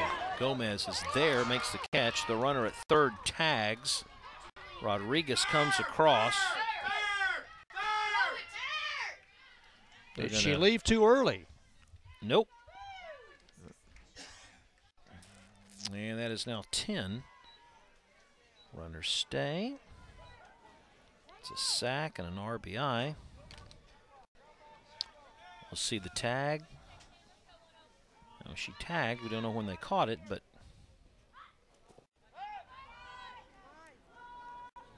nonetheless, 1 down. Irving has regained the lead, and it's Nadia Lopez, the second baseman. Ground to third, that's foul. Boy, we have seen all sorts of moves defensively tonight for Coach Williams. Who goes to what position after a while? Takes something off of that one and goes across the platter for a called strike 1 and 2.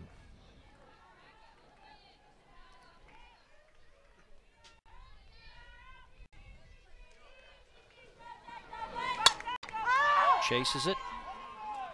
Gonzalez puts a squeeze on it. 2 outs. That's a big out. Big out for Hernandez and the Lady Vikings. Yeah, just trying to keep it close at this point.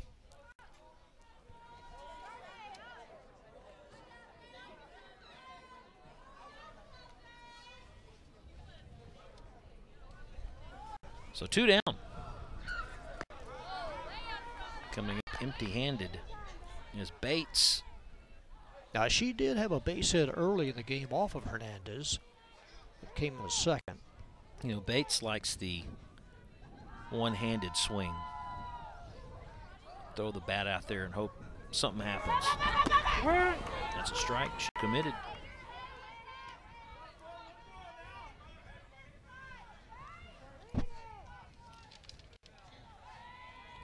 Hitters 3, 4, and 5 in the bottom of the 6th for the Lady Vikings.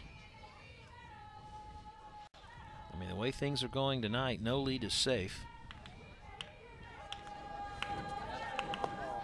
Boy, she just dared her to hit that one, didn't she?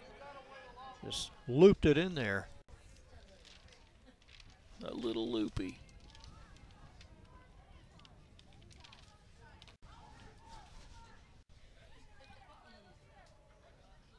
Runners stay put. Foul. And the senior hanging in there. Yeah, that's basically all you can ask.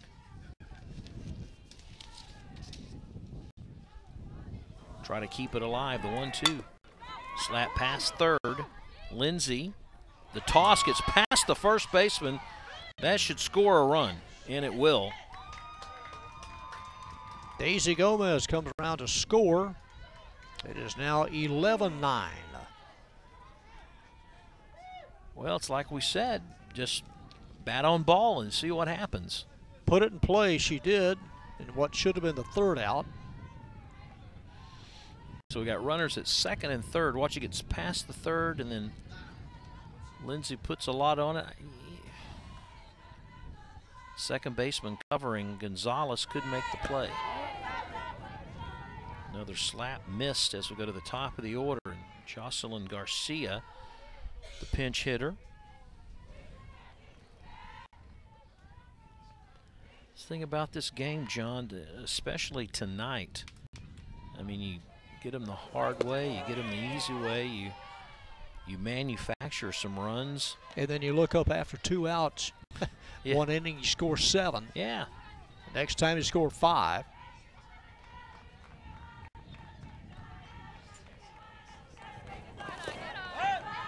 Gets away from Hernandez. I don't think we saw a home run last year, did we not? That I don't know. I think crossed the fence. I thought we did. I thought we had one. Might have been in Irving. Might have been by a MacArthur player.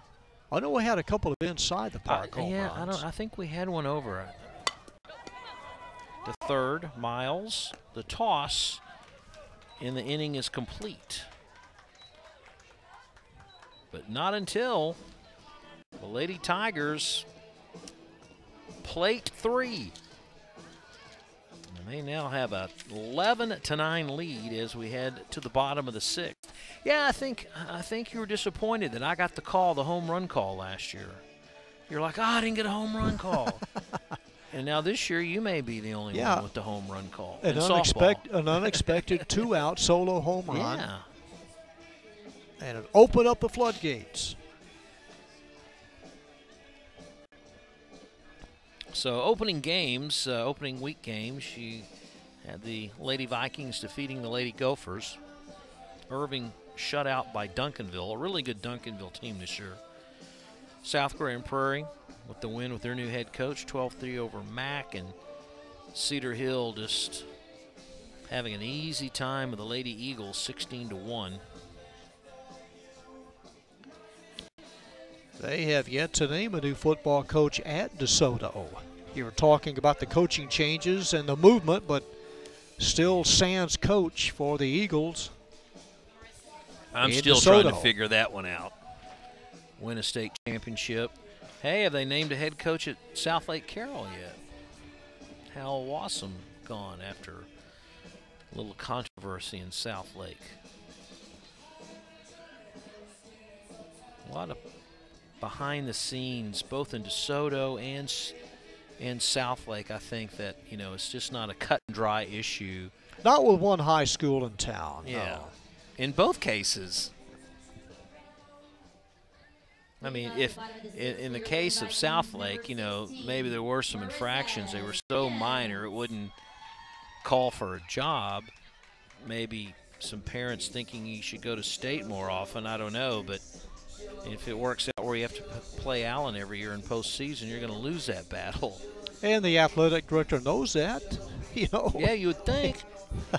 He gave Wasson the go-ahead to hold all the practices. It was under his approval that they did those extra practices.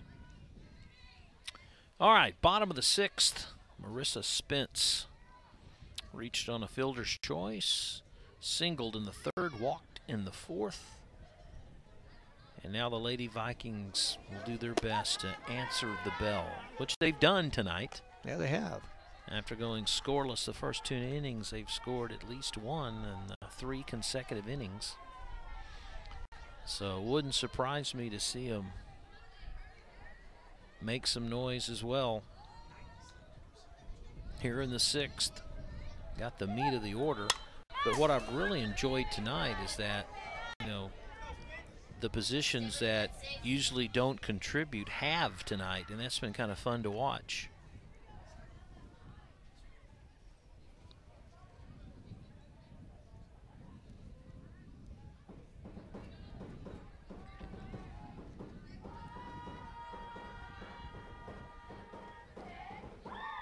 John, I'm sure you watched The Bachelor the other night.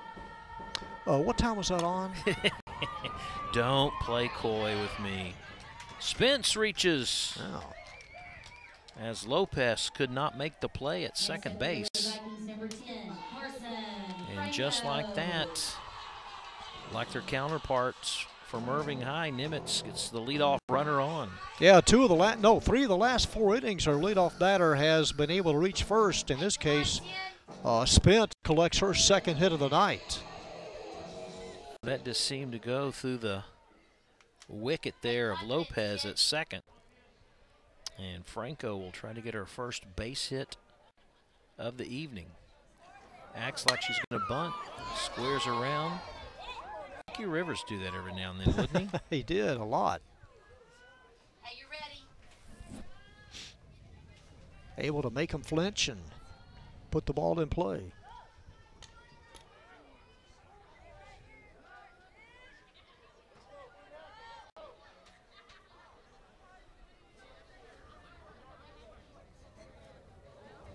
This time she does make a move to try to bunt. And that commitment brings out a called strike, and she's down 0-2. Nimitz, the district champions in 2016. They have stranded 5 on the base paths tonight. Down by a couple.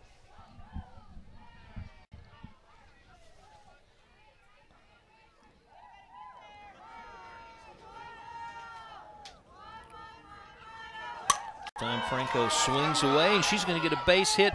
Maybe no, the center fielder Gomez races that one down, and there's one down. Long run, and Gomez with a desperation reach. That big glove out there able to hold it and take at least a double away from Franco. I thought that Franco had hit one in the gap. She chased it down in the hurry. Big smile on her face as Andrade comes up, still with the runner on, and looks at a ball.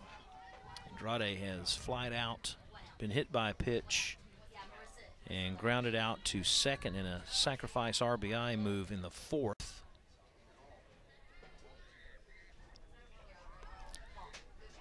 We've seen some good plays tonight. That's a nice play by Gomez just then, out in deep center field. Yeah, I thought she got a late start on it, but closed fast.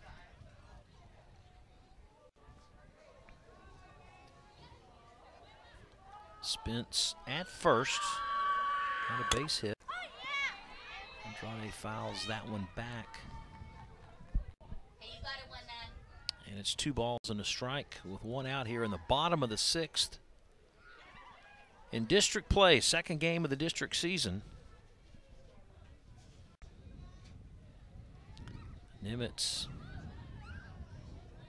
trying to go 2-0. Had 14 hits in that district opener against Grand Prairie. Cifuentes cannot keep that one from going to the backstop, and Spence will go down to second. So now with 1 out, she's in scoring position, yet Nimitz needs more than 1. They need a couple to at least tie this up here in the bottom of the 6th.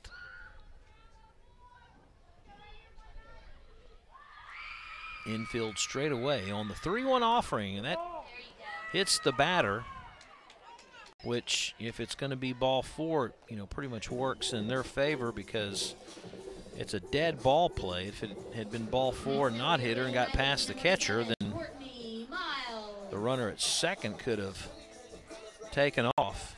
Well, Kyra Sanchez making it hard on herself here in this inning, and a courtesy runner, Alexis Gomez, at first base now. Yep.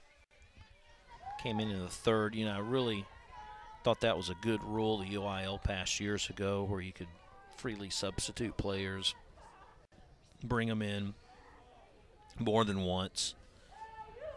Gets more involved. That is outside for a ball. I did read, though, where the UIL is really, they're going to do a study, a detailed study, on the effect of club sports on UIL sports. And I don't mean club sports within the high school. I mean, you know, club soccer, club baseball. Here's a throw down at third, and sliding in safely is Spence. Both runners advance as Gomez goes down to second. So runners at second and third with only one out. Base hit could tie this thing up. Are you talking year-round club sports? Yeah. Okay. Miles up there. They believe, you know, it's taking away from the high school game. And kids aren't participating in high school. They're playing in club sports instead. I mean, I can remember back in the day where they had City League football in 7th grade, and kids wouldn't play in the city or in the schools. They played with the cities instead, you know. All the best kids, they, you know, form one team. That's a strike called. Well, a lot of the parents can't afford some of the club outings. You know, if the kid's good enough, I bet they find a way. Somebody pitches in, somebody. 2 balls, 2 strikes, 1 out to Miles, and she fights off a pitch to stay alive here in the bottom of the 6th. Well, Sanchez has to throw another type of that pitch here again because she's got a couple of runners to contend with. Yeah, if you're an Irving fan, you want to strike out right here. And the 2-2. Low. So just like that, Sanchez is 1 pitch shy of loading the bases. And Nimitz could be a base hit shy of tying this thing up. They've got the base runners. Now they're looking for the clutch hit. That's ball 4. Lost her. Second straight walk that Miles has been able to draw. And let's see if we have a pinch hitter. I believe we do. Next up for your Lady Vikings, number 11, Tiffany Thompson. Tiffany Thompson, a sophomore, going to hit for April Gonzalez with the bases loaded. We've been trying to put Thompson in the game all night, John. Yeah. We finally get to. There she is finally. Thompson. Let's see. She's playing in her 7th game now. Yep, 364. Has had 11 at-bats and 4 hits. Nice swing to the opposite way. Well, she's looking for her first RBI of the season. And boy, would it come at a great time with the bases loaded and only 1 out for the lefty. Henderson at third is in a couple of steps. That's high and tight, as Thompson didn't even have a chance to swing at that pitch. Hey, stay with it, Tiff.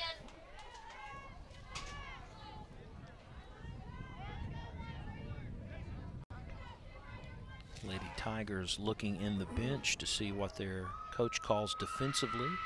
The 1-1, swung on a missed. Challenged her, went upstairs. Yep. Not even close on that swing, but that's the beauty of this sport. You can look terrible in one swing and Babe Ruth the next. Slaps it down the third baseline foul. Got a piece of it, Yeah. and straightened it out. Tiffany seems to be a little bit more relaxed on the away pitches than the inside. If I'm Sanchez, I come in tight. High and tight. High and tight on the inside to the youngster. She leaves it out down that third base side of the plate. I think Thompson might jump on it. Not tight, came high, and it's 2-2. You know, it's easy for us to say, could you throw it at this area? Just off the Inside, high and inside, please. Count is even. Got her. Big out, number 2. And Fourth strikeout tonight. Yeah, and she did kind of go low and away on the play. And Thompson goes down, and Alyssa Hernandez, the freshman, up now. Still a chance here with the bases loaded. Made contact her last time up. Good pitch right down the middle. Hit it hard, lined out to the third baseman, back of the 5th. Gonzalez can't keep this inning alive. We will go the distance inning-wise tonight, full 7. Nimitz somehow comes up with 3 here. And we might just go 6.5.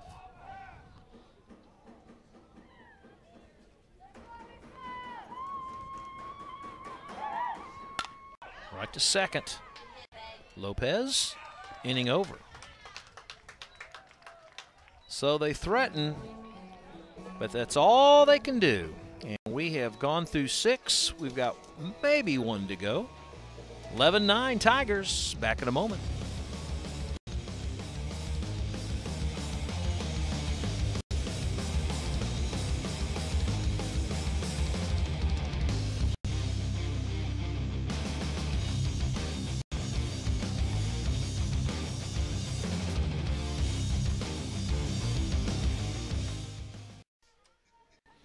So we're down to the 7th inning.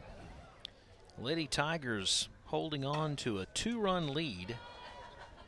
They will face the freshman who started, Alyssa Hernandez.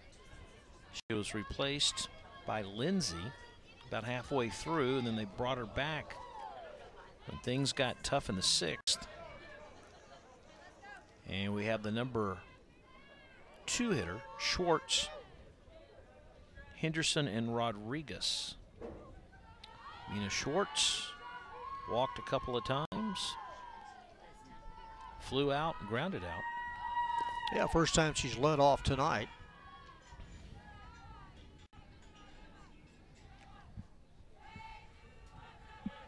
Going back to the club sport thing, I think club sports have hurt girls softball in Irving. You know, it used to be so popular in the summer leagues here. Now, of course, all the good players, they go into club sports, club teams, all-star teams, however you want to call it, in the summer. Yeah, play every night. Yeah.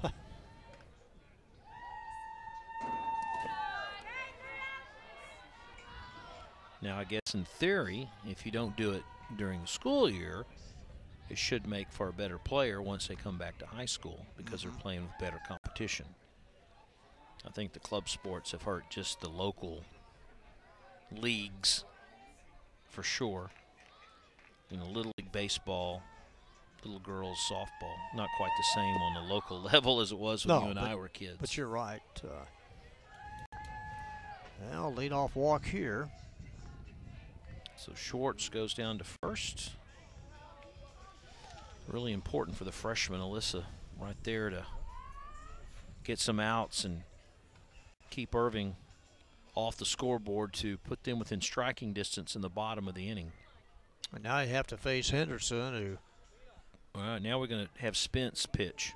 Okay. She comes in from first. All right, so I think maybe Gomez will come in from center to play first. And Hernandez goes to right. Goes to right field. Right.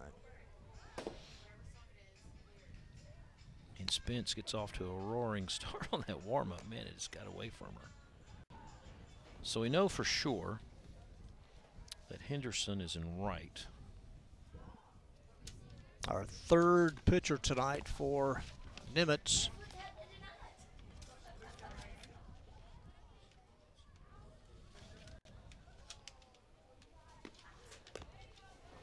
Nice little pitch there in her warm-up. Boy, you don't pitch a lot, you get called out.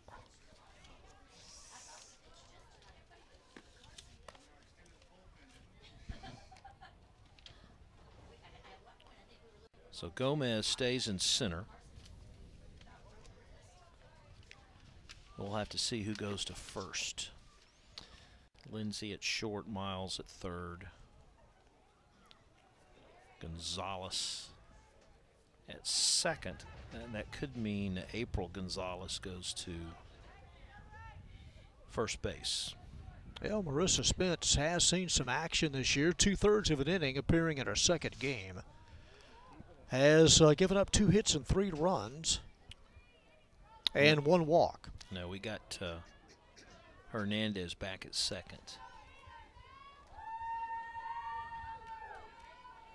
Let's go, Spence.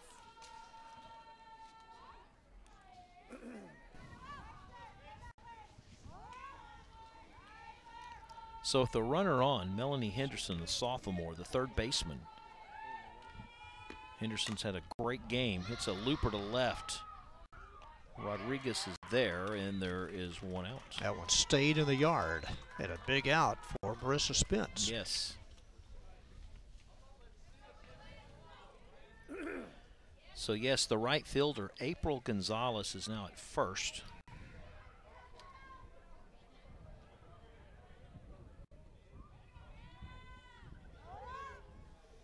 So for the year, Spence has now worked 1 complete inning. How about that? Yeah. Hey, it's a big out coming out like that. Runner on. Hannah Rodriguez up. Now she has done some damage tonight. 3 hits. A couple of RBIs.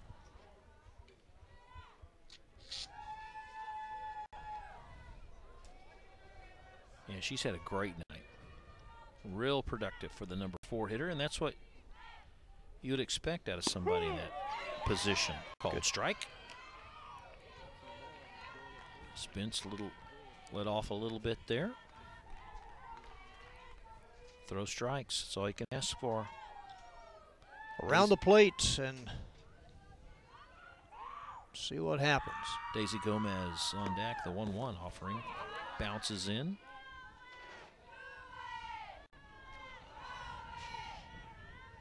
It's also kind of pressure for Franco. She's seen 3 different pitchers tonight, so has to make a little adjustment behind the plate. That's Lindsay back in center because Rodriguez is at short.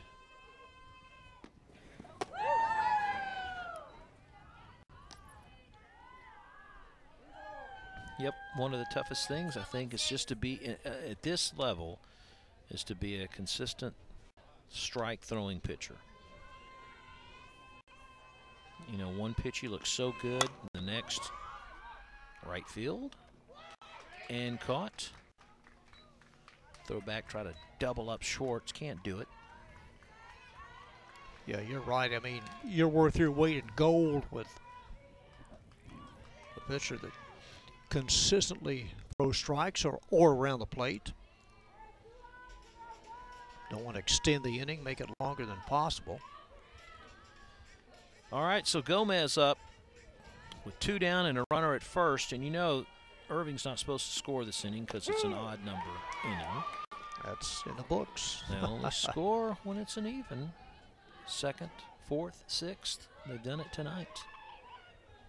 And right now it's just enough. With 2 down, Spence is trying to keep them off the board. Henderson to April Gonzalez, had a hard time finding the plate. And that was the 3rd out anyway. And the inning is over. So Spence and everyone else does their job to keep this a 2-run game. And we go to the bottom of the 7th. Vikings down by 2. Well, they did put the ball in play, but 2 of them went to the outfield and 1 to the second baseman, and last chance coming up for the Lady Vikings. And guess who leads it off? The bottom of the order. Yes, the freshman, Kristen Rodriguez, who has tripled twice tonight. Started the big rally in the 3rd. Scored the 9th run back in the 5th inning. After leading off with a triple, or scoring a home run. Actually, it was a triple, then the pitch to third, or the throw to third got away, and she came in to score a home run on an error. But it was a triple, scored the 9th run. And Kyra Sanchez, who started this game on the mound for the Lady Tigers, will try to find just enough energy and good pitches to give her team the win. Trying to pick up her 3rd win of the year. Inning-wise has now gone over 40, has worked 41 innings. Tonight with 4 strikeouts, but 7 walks. You think of both of these schools, they really haven't put any wins together this year. Both of Irving wins have been against North Crowley. Nimitz's only win was in district against Grand Prairie High School. But you know, that means nothing when these two play each other. And it's down to the 7th, and Lady Vikings need base runners. Base runners to start.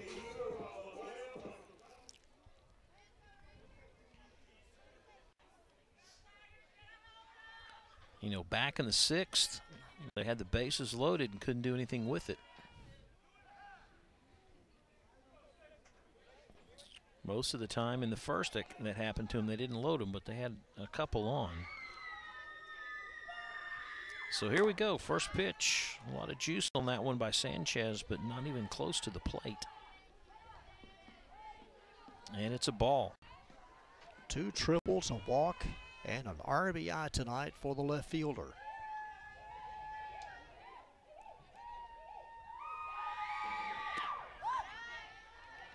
Ball 2. Lindsay Gonzalez, Sherry Lindsay and Marissa Gonzalez, number 1 and number 2 in the lineup, due up here in the bottom of the 7th.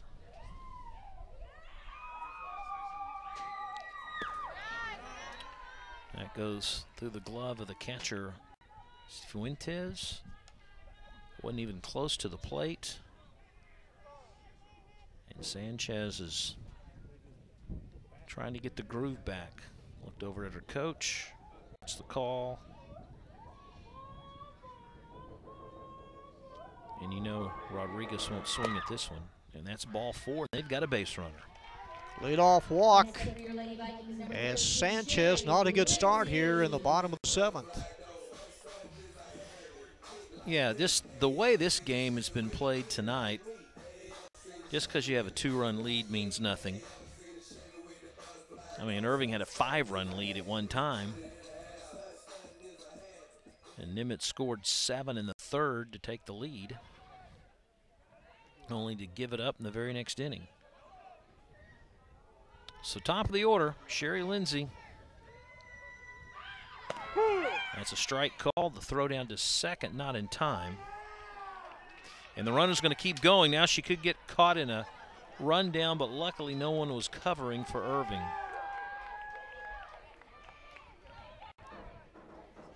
Rodriguez being aggressive on the bases. She's now in scoring position. So you got a freshman at 2nd, a sophomore up to the plate, trying to make things happen here in the bottom of the 7th. Way outside, and there is Rodriguez again, taking a big lead. I think she's pretty confident about her speed. Just daring Fuentes to throw down there. Yeah, you want to take some chances, but not don't want to be caught off base that far. Yeah, run yourself out of an inning, right? The 1-1 offering. Hit the first backhand nicely by Rodriguez. And there's one down. And another nice defensive play tonight. Hannah Rodriguez taking a hit away from Lindsay. We've seen quite a few nice plays by both teams. Watch it again. It's right off the bat to first, and Rodriguez made it look easy. And don't even think about throwing to 3rd. No. So 1 down, and Marissa Gonzalez up. Henderson at 3rd, the 3rd baseman really in from the bag. And that's pretty much been the MO of Marissa tonight. Every time she's come up, she's tried to slap that one past the infield. And with a runner at 3rd and only 1 out, you would think if she makes contact, they're going to go to first, you would think, with a 2-run lead to try to get that second out. And that could score Rodriguez her third. Boy, she almost got that past Henderson. Yeah, Henderson took a pretty good look at it.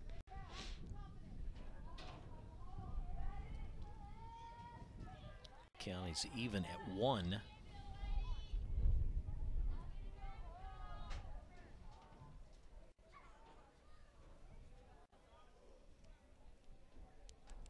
See what Coach Luttrell calls on the pitch.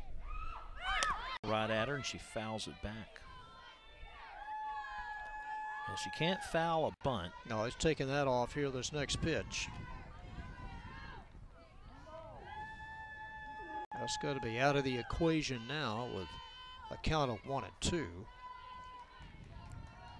Deep in the box at left foot, right on the white line in the batter's box. And a strike 3 call. Runner at third comes in to score as they had to throw down to first.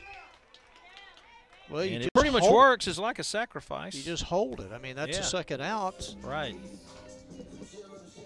You don't no reason to throw it around the horn and right. give the other team a chance. Yeah, she didn't have to throw to first. Well, it's down to 1 out. And Marissa Spence will try to keep things alive, and we call this a coaching moment. That's the 5th strikeout tonight for Sanchez. And will be asked to retire Spence, who has a couple of hits and a walk.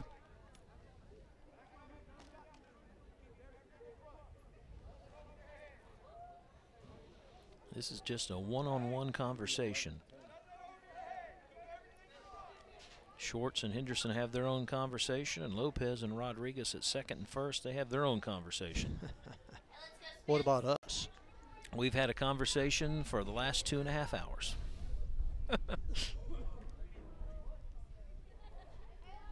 And Sanchez is hoping to put a lid on it right here with a 1-run lead in the bottom of the 7th, and fires high and away to Marissa Spence, the junior.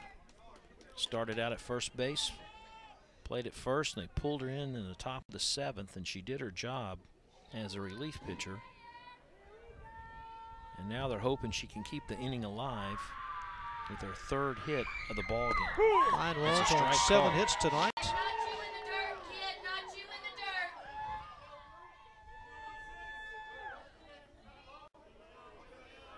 Nimitz fans a little upset over that call, thinking it's a little low.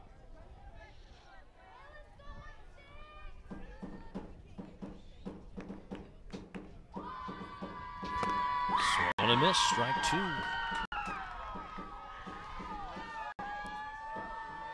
Kyra Sanchez coming in with a 2-6 record, a 9-run ERA. So she's given up about her average, but she's 1 strike away from chalking up a win. But not yet. Base hit past the left fielder, Reyes. Spence to second. And the Vikings are alive. Her 3rd hit tonight, but you can't let that ball get by you. And the left fielder just fall down, block it anyway from getting past you. Hard hit to left. Got to keep it in front of you if possible. And now comes Franco, the catcher. Hit the ball well her last time up when she flied to center. Remember that center fielder made a great play, Gomez. Running to her left, she tracked it down. And now Franco trying to keep the inning alive, and she gets a base hit to center. Gomez up with it. They're going to have a play at the plate. They got her. And the ball game is over.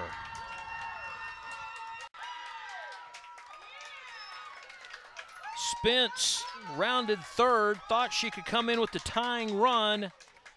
Gomez with a heck of a throw to Cifuentes, who held her ground, and Spence was tagged out to end the ball game. Mr. Nelson. Well, how about that? Gomez, her last time in center field, able to make the catch on Franco. This time, able to keep it in front of her, and then Cifuentes not budging an inch. Big turn at first by Franco. Man, did you see? I mean, that was what a strike. That tag was, yeah. And what a throw in center field by Gomez. I mean, that thing in the air, it didn't bounce in or nothing. It went from center straight into the catcher to end. I think that's a great way to end the game. It's really a fun game. A base hit for Franco. That's the good news. But the bad news, Gomez able to gun down the runner. Spence at home. Some great plays again tonight defensively for both teams. Great plays defensively, and both teams wouldn't quit when they were down. They got some clutch hits. We had some clutch innings. A lot of two-out rallies by both teams, and what a fun, exciting game to kick off the spring sports here on ICTM. Our final, Irving in a thriller, 11-10 over the Lady Vikings. Nimitz now 1-1 in district. The Tigers also at 1-1. For John Nelson, I'm Rob Willman. We thank you for watching the ICTN Game of the Week.